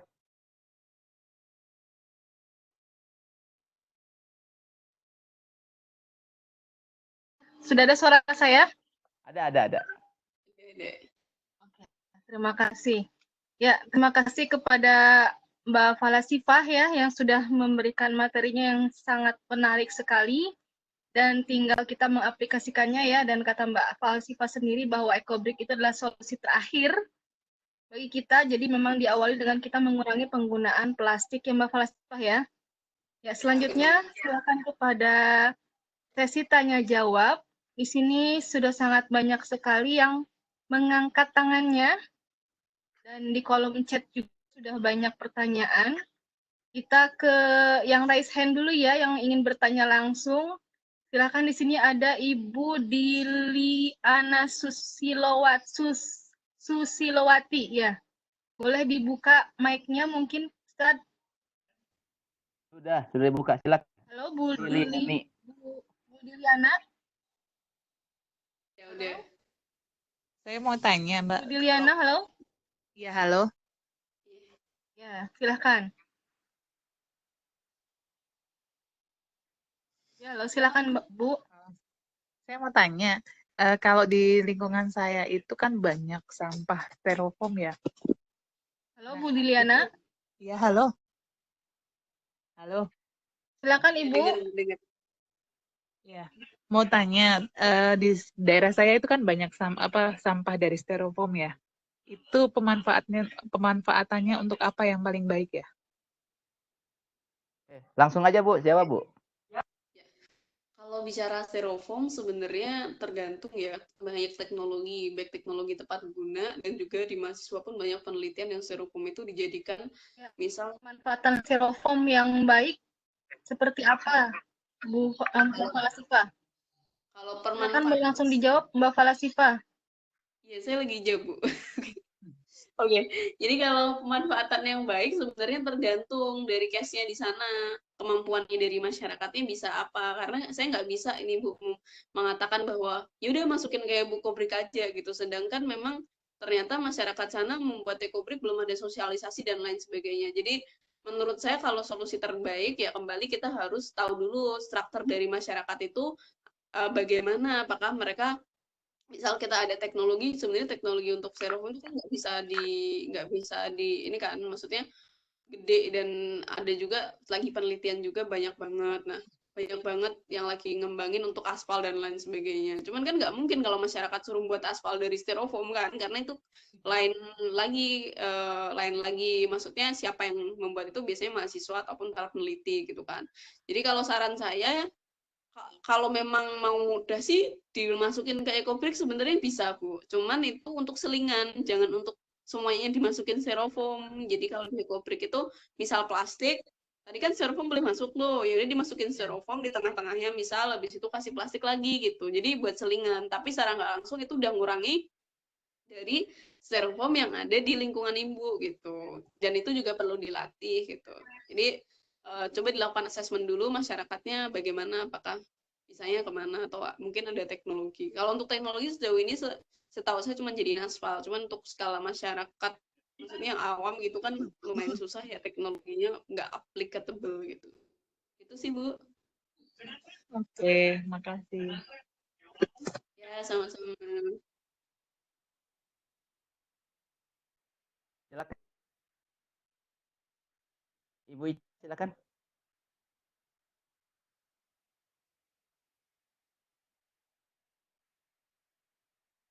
Ya, cukup jelas ya. Terima kasih Mbak Falasifa. Kita lanjutkan ke Pak Suparto. Pak Suparto, boleh dibuka? Ustaz, ya, Pak Suparto, silakan boleh dibuka mic-nya. Saya terdengar? Pak Halo? Suparto silakan. Pak Suparto udah dibuka. Iya. Ya, selamat siang, Bu. Siang. Yang Mbak. Ya, ini saya tanyakan tadi mengenai pembuatan EcoBrick tadi. Ya. Halo? Iya Pak. Dilanjut, Pak, dilanjut, silakan. Iya, iya. Ternyata di lingkungan memang banyak sekali plastik-plastik yang bertebaran kemana-mana. Dan memang belum ada solusi yang baiklah menurut saya untuk penggunaan yang efektif begitu di lingkungan. Nah, yang ditanyakan mengenai EcoBrick sendiri itu tadi sudah dijelaskan oleh Ibu bagaimana caranya, tetapi secara aplikasi kita sendiri masih bingung tuh kalau diterapkan mungkin di lingkungan kita itu bagaimana kira-kira menurut Ibu supaya lebih praktis untuk menyampaikan membuat EcoBrick itu di dalam lingkungan. Kira-kira Ibu. Oke, makasih Pak Suparto. Jadi saya coba jawab gimana praktis ya, terutama nggak perlu presentasi panjang lebar panjang lebar gini, tapi langsung ke masyarakat gitu kan.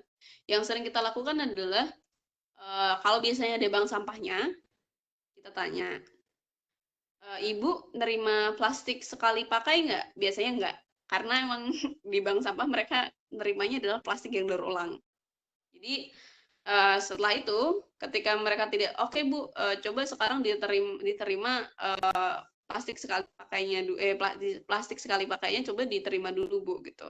Tapi emang harus ada ini ya Pak, key leader-nya. Mungkin Bapak di sini bisa jadi key leader-nya atau pemimpin pertamanya, maksudnya setidaknya dicoba dulu. Biasanya kalau ke masyarakat itu paling simpel adalah kita harus jadi contoh dulu Pak, karena itu juga yang terjadi di rumah saya secara pribadi ya. Orang-orang rumah saya kalau saya bikin EcoBrick tuh bingung apaan sih gitu-gitu. Tapi begitu udah jadi meja kursi, oh bagus ya kayak gitu tuh sama lama tetangga saya ikut-ikut. Jadi memang kita harus ngawalin dulu, Pak. Kalau saran saya untuk ke masyarakatnya, kalau mereka maksudnya kalau mereka langsung dijelasin EcoBrick ini ramah lingkungan, karena jujur kalau saya melihat langsung ke masyarakat, mereka pasti mikirnya ngapain sih ngurusin sampah, orang udah ada yang ngurusin pemerintah gitu kan. Dan apalagi kalau mereka udah mampu untuk membayar misal distribusi untuk pengelolaan sampah. Beda lagi kalau ke orang-orang yang pesisir, saya pernah nemuin masyarakat yang itu bahkan untuk bayar iuran sampah tuh nggak sanggup. Jadi mereka mau nggak mau buang sampahnya itu ke laut langsung, karena mereka emang nggak punya uang untuk bayar distribusi ke pemerintah, untuk pemerintah ataupun untuk pegawai persampahan gitu. Itu kan ngeri banget. Jadi kalau untuk gimana cara mensosialisasikan sebenarnya adalah sesimpel kita mencontohkan. Jadi bagaimana kita ya buat aja dulu Pak gitu, trial error dulu, karena emang itu juga maksudnya nggak langsung kita jadi ahli kan. Ibarat kata kalau kita belajar pun nggak sekali langsung jadi emang harus berkali-kali lah. Mungkin dari Bapak sendiri tadi dari pemaparan saya, tapi mungkin emang kurang jelas ya bagian untuk gimana eksekusinya, karena memang di sini juga kita nggak bisa langsung Bapak Ibu langsung megang apa materialnya tadi, karena di sini seminar bukan workshop. Kalau workshop mungkin kita nanti lebih intensif untuk pembuatan bener-bener mungkin, karena untuk membuat ecobrick itu satu aja ya Pak, 600 mili itu mungkin 2-3 jam. Buat doang loh Pak, belum sama presentasi. Jadi emang cukup lama, makanya tuh nyicil biasanya kalau saya. Jadi satu dapat plastik masukin kayak celengan aja gitu. Atau sosialisasi ke masyarakatnya ya, ada plastik ya udah masukin ini aja, masukin ke botol aja, pakai ini, pakai stik bambu. Biasanya kalau kita mau ke masyarakat tuh kita pasti, Bu ini saya ada stik bambu. Kan kalau stik bambu kan masyarakat males kan untuk membuat gitu. Jadi kita modelin stik bambu yang itu paling satu bambu yang harganya mungkin kalau di tempat di Semarang itu 20.000 ya, itu bisa jadi 100 stik. Jadi bisa 100 warga yang kita bagikan gitu. Jadi itu sangat, ya satu sisi kita juga bermanfaat dan juga kita benar-benar ngajarin, oh cuman dimasukin aja, kalau ditusukin udah selesai gitu. Jadi kalau ke masyarakat saran saya tetap contoh itu paling utama sih Pak. Gitu. Gimana Pak? Kap, Udah. sempat Lanjut. ya. Silakan, siapa ya Bu sekarang yang ingin tanya? Silakan. Ini ada Pak Dadan Daud ya. Pak Dadan Daud, silahkan. Boleh dibuka mic-nya. Sudah. Halo, Pak Dadan Daud. Ya, Pak kedengeran Dadan Daud, suara halo. saya? Halo, kedengeran suara Silakan saya? Pak Dadan, silakan. Ya, terima kasih. Kedengaran. Silakan langsung. Assalamualaikum warahmatullahi wabarakatuh. Salam. Assalamualaikum warahmatullahi wabarakatuh. Dari Cirebon, Mbak Siva. Halo Pak, salam kenal. Ya, saya dari Cirebon nih. Menarik nih paparannya. Yang saya ingin tanyakan ini, Mbak. Berapa jumlah plastik untuk satu kemasan botol, misalnya yang untuk yang kemasan 600 mili gitu, Mbak. Itu berapa banyak misalnya jumlah rata-rata plastik yang dimasukkan, misalnya kalau ini plastik semua, plastik resek semua gitu, berapa gitu. Yang kedua, Plastik halus. plastik resek misalnya ini, Pak. Oh, resek, oke. Nah, yang kedua, apakah setiap kemasan ini harus plastik resek semua ataupun ini bisa divariasi dengan jenis-jenis plastik yang lain? Oke. Kemudian yang ketiga, apakah dari hasil pengalaman Mbak selama ini menemukan formula nggak atau konsep misalnya untuk penataan isi ecobrick ini ternyata bisa lebih variatif, misalnya mungkin juga bisa bernilai seni, misalnya dari penataan warna-warna yang beragam, sehingga itu menjadi sebuah mungkin kalau dilihat oleh mata itu menarik gitu, bukan hanya hitam gitu kan, tapi ada variasi-variasi yang lebih menarik gitu. Yang terakhir, berapa lama itu Mbak kalau misalnya satu kemasan botol 600 ml ini diisi gitu, yang selama ini yang pernah dialami oleh Mbak Siva dan kawan-kawan. Itu saja barangkali Mbak. Terima kasih. Assalamualaikum warahmatullahi wabarakatuh. Ya, sama-sama Pak. Jadi saya ingin jawab Waalaikumsalam warahmatullahi wabarakatuh. 4 pertanyaan ya. Saya coba inget-inget. Yang pertama adalah sebenarnya plastik kresek itu berapa sih jumlahnya ya Pak ya? Kalau plastik kresek, jujur ya Pak, saya nggak pernah hitung. Tapi yang tadi saya juga cerita adalah satu trash bag. Bapak ingat satu trash bag gede itu isinya full adalah plastik sekali pakai atau trash bag atau plastik plastik sekali pakai Pak. Plastik biasa itu Pak, yang kita biasanya kalau belanja pasti dapat plastik. Nah, itu untuk satu ecobrick 600 mili Pak, karena dia itu sebenarnya kecil banget pas tanya gitu. Bu, itu dipotong-potong dulu nggak kreseknya? Enggak, kalau kresek enggak. Oh. Kalau kresek enggak. Kalau bekas ember ya digunting-gunting. Kalau bekas ember digunting. Tapi kalau misal kemasan, kalau kecil enggak. Nah, ini saya ada fotonya, tapi saya giniin aja ya Pak ya. Jadi ini di laptop saya ya Pak, maaf banget. Jadi ini yang kita buat, yang ini kayaknya, ini adalah full. Ini dikit doang yang dari fit plastik. Jadi ini semua itu hampir full semua ini Pak. Itu adalah plastik kresek semua. Jadi itu plastik kresek semua. Jadi kita membuat juga yang 100% plastik kresek, tapi itu lebih capek. Memang dia banyak banget dan massa jenisnya dia kan kecil ya Pak ya. Jadi kalau bayangin itu mungkin 100 plastik itu mungkin 0, berapa gram gitu. Naiknya tuh lama. Kalau misal makanya kenapa triknya itu ke pertanyaan selanjutnya adalah kita selang-seling antara plastik halus sama plastik kasar, antara kresek sama kemasan. Karena itu akan gampang padat. Nah, itu trik-triknya dan biasanya kalau pakai banyak kemasan, karena kemasan kan warna-warni nih Pak, misal sedap, ada just juice dan lain sebagainya itu, biasanya mereka bentuknya lebih menarik. Tapi saya nggak ada fotonya. Ada bentar. Jadi kalau mereka macam-macam gitu dari berbagai kemasan, mereka pasti itu kalau dari segi kelihatannya ya Pak, saya lebih suka yang banyak kemasan. Karena yang banyak kemasan itu warnanya nggak monoton yang tadi Pak bilang. Kalau misal Pak kayak kresek hitam semua, tapi tergantung ya Pak, itu juga ada masing-masing orang bikin gitu. Karena kita pernah workshop waktu itu, ada satu orang yang dia emang sengaja jadi cuman warna merah putih gitu. Jadi dia sengaja ngambil semua plastik yang warnanya merah sama putih gitu. Dan dia emang pengen ini merah putih Mbak kayak bendera gitu kata dia. Emang orang kan punya filosofi masing-masing gitu. Jadi sebenarnya itu Pak. Nah ini EcoBrick yang dari sebentar. Saya punya contoh foto ini EcoBrick yang dari kemasan full. Jadi ini kalahan saya. Ini EcoBrick saya pribadi. Jadi kalau saya buat itu bukan di botol 600 ml tapi ke botol, kalau tahu Le Mineral sekarang ada yang kecil-kecil itu. Nah ini. Kayak gini Pak. Oh, Bapak lihat. Nah, ini adalah EcoBrick yang saya buat. Jadi ini EcoBrick mungkin saya sebulan habisin segitu. Jadi kalau di atas ini adalah kemasan, yang bawah sini kalau lebih plastik ini ya. Kalau mungkin wrap, kalau saya keterima paket dan lain sebagainya. Jadi lebih menarikan menurut saya tetap kemasan. Itu Pak. Ada lagi pertanyaan yang kurang nggak Pak? Tadi ada berapa pertanyaan ya Pak Suparto? Halo? Pak Dadan Daud ya? Halo? Iya. Di kelas ya Mbak ya. Halo. Gimana?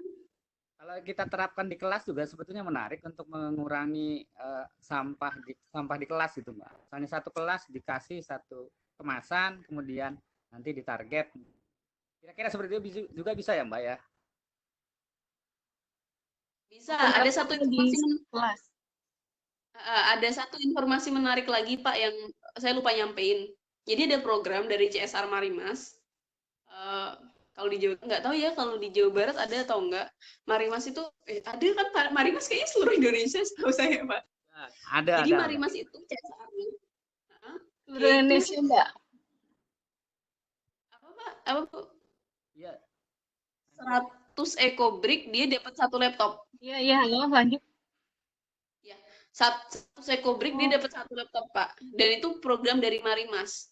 Kalau nggak salah sekolah ada, kalau SMK saya nggak tahu ya Bu, pokoknya itu ada program, saya punya flyernya sih, bahkan saya dikasih bukunya juga, karena kita pernah kerja sama mereka, jadi mereka punya program itu, dan kita kalau setiap kali workshop selalu setidaknya mensosialisasikan itu, jadi ada ternyata CSR yang peduli, jadi 100 EcoBrick bisa untuk satu laptop, dan itu laptopnya bisa digunakan untuk sekolah, gitu. Tapi ada ketentuan-ketentuannya yang bisa dilihat di website Marimas, mungkin bisa aja biasanya di Google udah ada sih, Marimas tukar 1000 EcoBrick jadi laptop Marimas pasti ada, karena mereka di website maupun di berbagai media sosial mereka udah menggencarkan itu. Kalau sekarang lagi gencarin, mereka lagi bagi-bagi bibit cangkok singkong sebenarnya sih gitu. Oh iya. Oke, Jelas, makasih. Pak Dadan? Iya, Oke. jelas Mbak. Iya. Jadi inspirasi. Oke, iya, terima kasih. Ya, mudah-mudahan kita bisa menerapkan juga ya di sekolah kita masing-masing, biar tidak ada lagi masalah dengan sampah plastik. Ya, kita lanjutkan untuk di chat saja ini sepertinya ya, cukup ada pertanyaan juga di chat. Ya Bu, silakan dibacakan. Ya, sebentar saya lihat dulu. Ya, di sini. Assalamualaikum dari Ibu Tri Retno Wulan. Kami mendirikan sampah, mohon bimbingannya untuk menangani sampah anorganik. Bisa secara website, medsos, dan lain-lain. Pertanyaannya Ibu, Mbak. Untuk anorganik, saya saranin ya Bu, kalau sekarang saya tahu website-website gitu sih sebenarnya lebih ke website yang lebih ke ini sih, ke Instagram, karena saya memang aktif di Instagram. Follow kayak misal Waste for Change. Waste for Change. Nanti saya tulisin di tulisan Ibu. Waste for Change, terus itu mereka banyak kasih tips tentang gimana sih sebenarnya kita ngelola plastik sampah-sampah anorganik atau ecotips. Jadi itu bahasa Inggris sih, tapi ya lumayan mudah dicerna karena mereka membagikan tips-tips yang simpel-simpel gimana caranya ngelola limbah anorganik atau Kertabumi Foundation.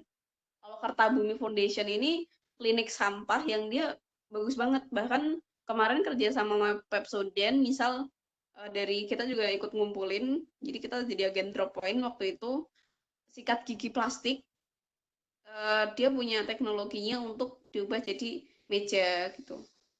Atau mungkin anorganik kan banyak ya sebenarnya, misalnya apa ya, kalau selain plastik itu misal besi dan lain sebagainya juga mereka ahlinya. Tapi paling saya sarankan Waste for Change, Kertabumi Foundation atau Kertabumi Klinik Sampah gitu, pasti ada. Mereka udah sangat, biasanya juga sering diundang di kota untuk ini sih workshop gitu tentang anorganik.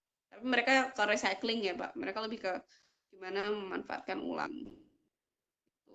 Oke, berarti itu websitenya mungkin nanti bisa di-share ke panitia ya Mbak ya, biar kita juga nanti share ke peserta yang lainnya. Iya, bisa. Oke. Pertanyaan berikutnya ini yang dari chat juga, dari Losida. Assalamualaikum Bu, Mbak. Saya dari Seman 3 Kendari. Maaf, sekarang sudah maaf. Ini maaf bukan ya. Lanjut lagi. Tadi ada pertanyaan yang, kita lanjut aja ke ini ya, ke yang pertanyaan langsung. Ustaz, silakan ini yang dari Bu Ani Fitria. Boleh dibuka mic-nya? Terima kasih. Bu Ani silakan. Silakan. Assalamualaikum warahmatullahi wabarakatuh. Waalaikumsalam. Langsung saja, jadi ini Mbak, pertanyaan saya terkait pembuatan ecobrick. Tadi kan sudah dijelaskan bahwa bahannya itu bisa menggunakan plastik kasar dan plastik halus.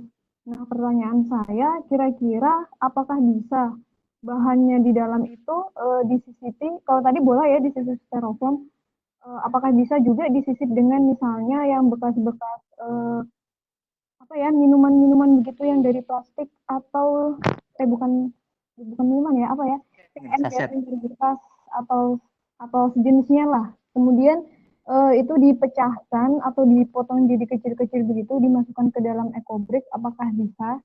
Ya mungkin hanya itu pertanyaan saya. Terima kasih. Assalamualaikum warahmatullahi wabarakatuh. Terima kasih Bu. Jadi saya langsung jawab pertanyaannya. Itu sangat boleh Bu. Dan itu sering kita lakukan kalau kita kekurangan plastik, terutama plastik kasar ataupun plastik halus. Jadi kok ternyata donasi banyak sekali nih, plastiknya adalah plastik botol gitu. Akhirnya plastik botolnya kita potong-potong, itu boleh Bu. Kalau kacamata saya misal nih patah ya Bu, misal kacamata saya patah di ujung doang gini kan, di ujung doang itu boleh dimasukin. Tapi kalau misal satu kacamata ini kan nggak mungkin bisa masuk dalam ecobrick, sehingga harus dipotong-potong dulu, itu sangat boleh. Jadi segala jenis plastik boleh, cuman syaratnya tadi ya bersih dan kering. Karena ketika nggak bersih dan kering dia meledak. Karena ada bakteri yang bisa masuk ke situ. Plastik lembab banyak bakteri sehingga meledak, dan itu pernah kejadian juga di saya. Itu udah. Berarti sangat penting harus bersih dan kering, itu harus sangat penting ya. Bersih dan kering. Ya, selanjutnya ini dari chat ada pertanyaan dari Ibu Enok Koswati. Assalamualaikum Mbak, sangat menarik sekali dengan cara ini. Saya ingin melihat hasil ecobrick yang tadi Mbak katakan, yaitu berupa meja atau kursi. Seperti itu pertanyaannya. Jadi ingin melihat katanya Mbak. Ada mungkin contoh foto-fotonya Mbak? Ada sih. Cuman saya tuh habis ganti laptop. Jadi banyak file-file saya yang Ini nih ada sebentar. Ini taman kalau nggak salah ya di laptop saya. Jadi kalau kursi itu bentuknya kayak dingklek Bu, kalau di Jawa, nggak tahu kalau di Sunda atau di daerah lain mungkin beda ya. Kalau di kita kayak dingklek, jadi cuma buat duduk gitu aja. Klik. Jadi untuk dingklek aja. Ini aku liatin dari laptop saya dan nggak tahu gimana cara yang pakai kamera, jadi saya pakai kamera depan. Ini adalah Taman Ekobrik yang kita buat di Mangkang Kulon. Kalau dilihat lebih dalam lagi, ada ini lagi duduk di kursi. Nah, kursinya kurang lebih kayak gitu, Bu. Kalau mejanya ukurannya pendek ya? lebih apa, Bu? Apa, Pak? Kursinya pendek ya? Kursi kecil. Iya, kecil. Jadi emang kayak dingklek kalau kita bilang, kalau orang Jawa bilangnya dingklek. Kalau di situ jojodog, Bu. Jodog. Kayak di Sunda jojodok. Oh ya, mungkin itu sebutannya. Jadi emang kecil. Di sini kan gambarnya anak apa? Anak kecil sedang duduk di sana ya. Emang lagi duduk. Iya, dan itu emang itu tamannya kayak gitu. Masih rendah juga. Jadi kurang lebih kayak gitu. Kalau mejanya lebih gede lagi. Mungkin nanti Ibu Di bisa, graph. ya. Mungkin Saya Ibu share. nanti bisa melihat lagi, dicari di searching di internet lagi ya Bu ya, untuk Ya, contoh banyak kali. meja kursi dari Ekobrik. Ya. Kemudian kita lanjut lagi ini ke pertanyaan langsung dari Ibu Diliana sudah tadi ya? Udah. Budi Raharjo. Budi Raharjo. Pak Budi. Assalamualaikum. Ustaz, punten ke Pak Budi dibuka mic-nya ya. Assalamualaikum Pak Budi. Halo Pak Budi. Ya, halo. Ibu Budi. Ya, Ibu Budi, halo. Oh, ya, Ibu Budi, silakan Ibu, mangga. Ya. Gini Mbak, kalau seperti paparan tadi, akhirnya ekobrik itu nanti suatu saat kan juga tetap menjadi sampah ya. Kalau misalkan sudah masa berlakunya berkurang, itu nanti kan tetap menjadi sampah. Nah, apakah tidak sebaiknya seperti yang sudah dilakukan di Jepang itu untuk mengembangkan mikroba yang dapat menguraikan sampah?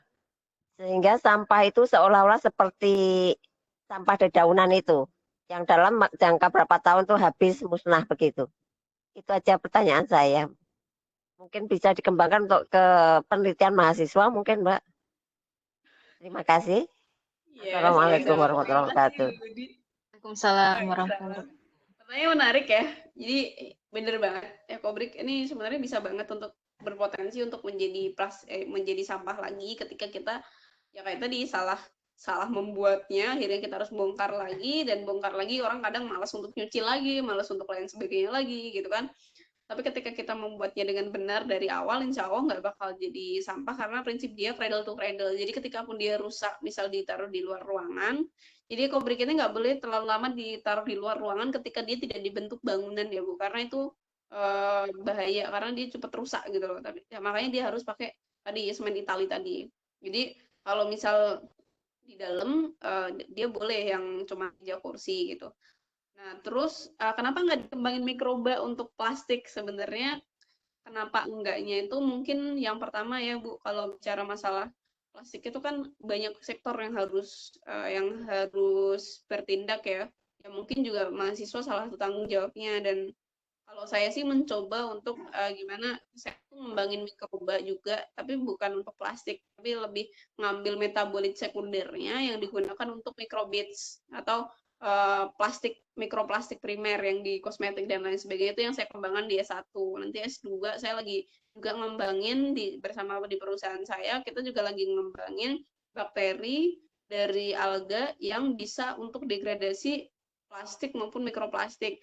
Cuman kembali lagi bicara penelitian itu kan juga kita bicara cost, dan emang penelitian tentang plastik itu emang costnya lumayan gede, dan emang bahan-bahannya pun saya secara lab waktu S1 saya ngalamin banget bahwa di Indonesia kayak pengetes waktu itu Sudan Black itu salah satu indikasi bahwa dia itu benar-benar bisa mendegradasi pun itu saya harus datangin dari Singapura dan itu harus inden sampai 3 bulan, itu lama banget. Jadi untuk ke arah situ mungkin bisa kita arahin, dan pemerintah tuh sebenarnya punya juga namanya Jakstrada dan juga Jaktranas, Bu.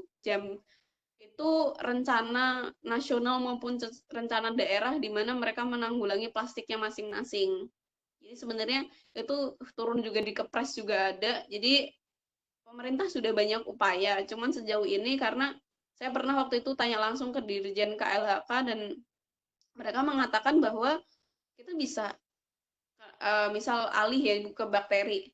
Tapi di Indonesia tuh masalahnya, oke kita kembangin bakteri itu ya Bu, cuman jadi masalah juga masih banyak yang menumpuk. Jadi kita tuh harus, makanya visi Indonesia 2030 itu adalah Indonesia bersih dan bebas sampah. Setidaknya bersih dulu dan bebas sampah, karena kalau bakteri itu kan biasanya prosesnya sangat lama ya, dan untuk ngembangin apalagi substrat dan lain sebagainya. Nah sebenarnya pun menurut saya di TPA tuh udah banyak banget bakteri pendegradasi plastik, cuman belum diisolasi aja, karena mereka pasti bakteri-bakteri yang ada di TPA mereka resisten itu mereka lama-lama udah adanya ini makan ini aja gitu kan, cuman belum dikembangin lebih lanjut gimana caranya mereka supaya cepat. Nah itu sih, jadi itu juga PR kita bersama sih Bu, dan saya juga kebetulan saya pernah ke Jepang juga dan saya tahu proses gimana Jepang itu dari segi polisainya, jadi pemerintahnya juga udah luar biasa gimana mereka mengumpulkannya juga setiap hari apa, mereka cuma ngumpulin plastik, mereka cuma ngumpulin apa, dan itu masyarakatnya udah sadar. Bahkan ketika ada 2 tempat sampah burning non burning, saya punya pengalaman waktu itu sampahnya itu saya malu ya, karena saya pikir semua sampah yang kebiasaan orang Indonesia kalau buang sampah itu gimana sih? Dimasukin semua ke satu plastik, habis itu buang ke tong sampah. Waktu itu 2 jenis sampah, burning non burning, saya masukin ke non burning. Nah, saya masukin ke burning, saya masukin ke burning yang bisa dibakar. Tapi dengan petugas hotelnya setelah saya buang sampah, nggak ada beberapa detik saya tinggal, diambil lagi dan dipilahin lagi. Jadi attitude itu, edukasi itu juga udah ada di Jepang. Jadi emang kalau bicara bakteri itu dan lain sebagainya, kita juga harus bangun mindset. Jangan-jangan nanti kalau kita misal ngembangin bakteri itu, kita udah banyak investasi di situ, tapi ternyata orangnya masih misal buang sampah yang sembarangan, kompleks. Kalau misal kompleks bisa jadi kan bakterinya tidak bisa bekerja secara maksimal karena sampah kita kenyataannya yang dicampur gitu. Jadi banyak sekali kalau bicara masalah aspek penelitian, tapi itu memang bagus Bu dan bisa terapin di Indonesia. Cuman pengkajian secara sosial, ekonomi dan lain sebagainya juga perlu kita.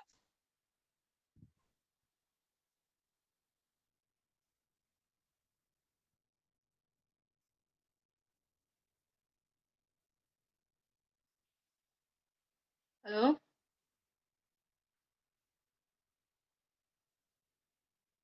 Mungkin sinyal Terlempar lagi nih. Mbak Falasifa ini suaranya. Mbak Falsifanya hilang ya suaranya? Ya, saya hilang. Berarti halo Mbak Falsifa? Halo Mbak? Mbak? Halo?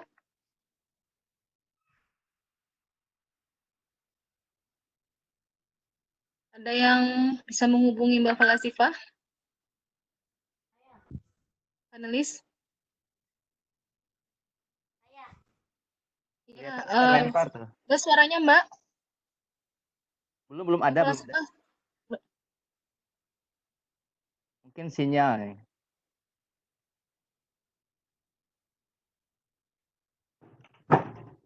Ibu Umi hadir? Bu Umi lagi ngontak, Min. Iya, oke. Sambil menunggu mungkin Bu. Ibu, halo Bu Falasifa. Halo? Oh nggak ada, belum ada ya? Belum ada ya. Jadi memang ini sangat menarik sekali EcoBrick ini ya Pak ya, Ustadz ya. Cuman memang kalau misalnya kita ingin membuat EcoBrick ini, tadi kita harus, kalau dalam bahasa Indonesia, bahasa Sundanya leken apa ya? Jadi benar-benar benar-benar memilah sampah-sampah ya. plastik yang kita hasilkan di rumah kita ini, dan tadi syarat pentingnya adalah harus bersih dan kering. Karena ternyata ketika tidak bersih dan kering, pengalaman dari Mbak Falasifa itu malah muncul ledakan. Karena adanya bakteri yang menghasilkan gas metan ya, mungkin ya, yang bisa mengakibatkan ledakan itu.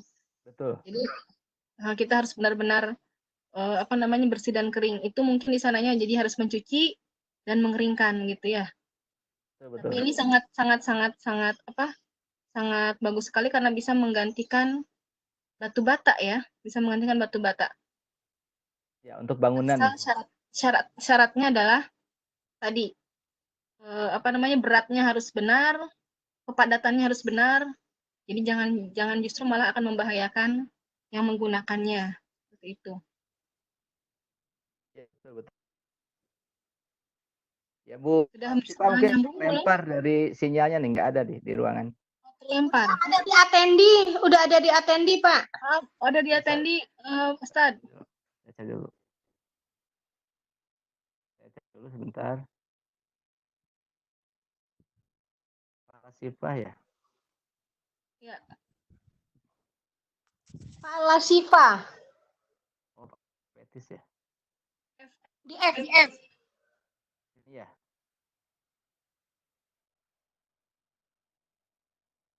Make 5 menit lagi, Ustaz.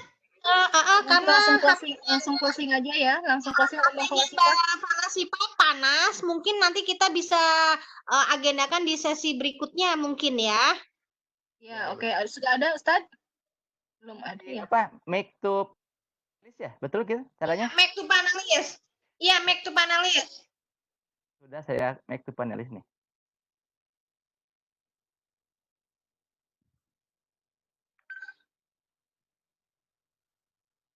Belum masuk. Sinyalnya masih ini ya. Saya udah klik make panelis, bergerak ke atas juga ya. Bagaimana caranya? Karena sinyalnya, kayaknya sinyalnya. Udah klik make to panel belum juga nih? Belum naik ke atas beliau.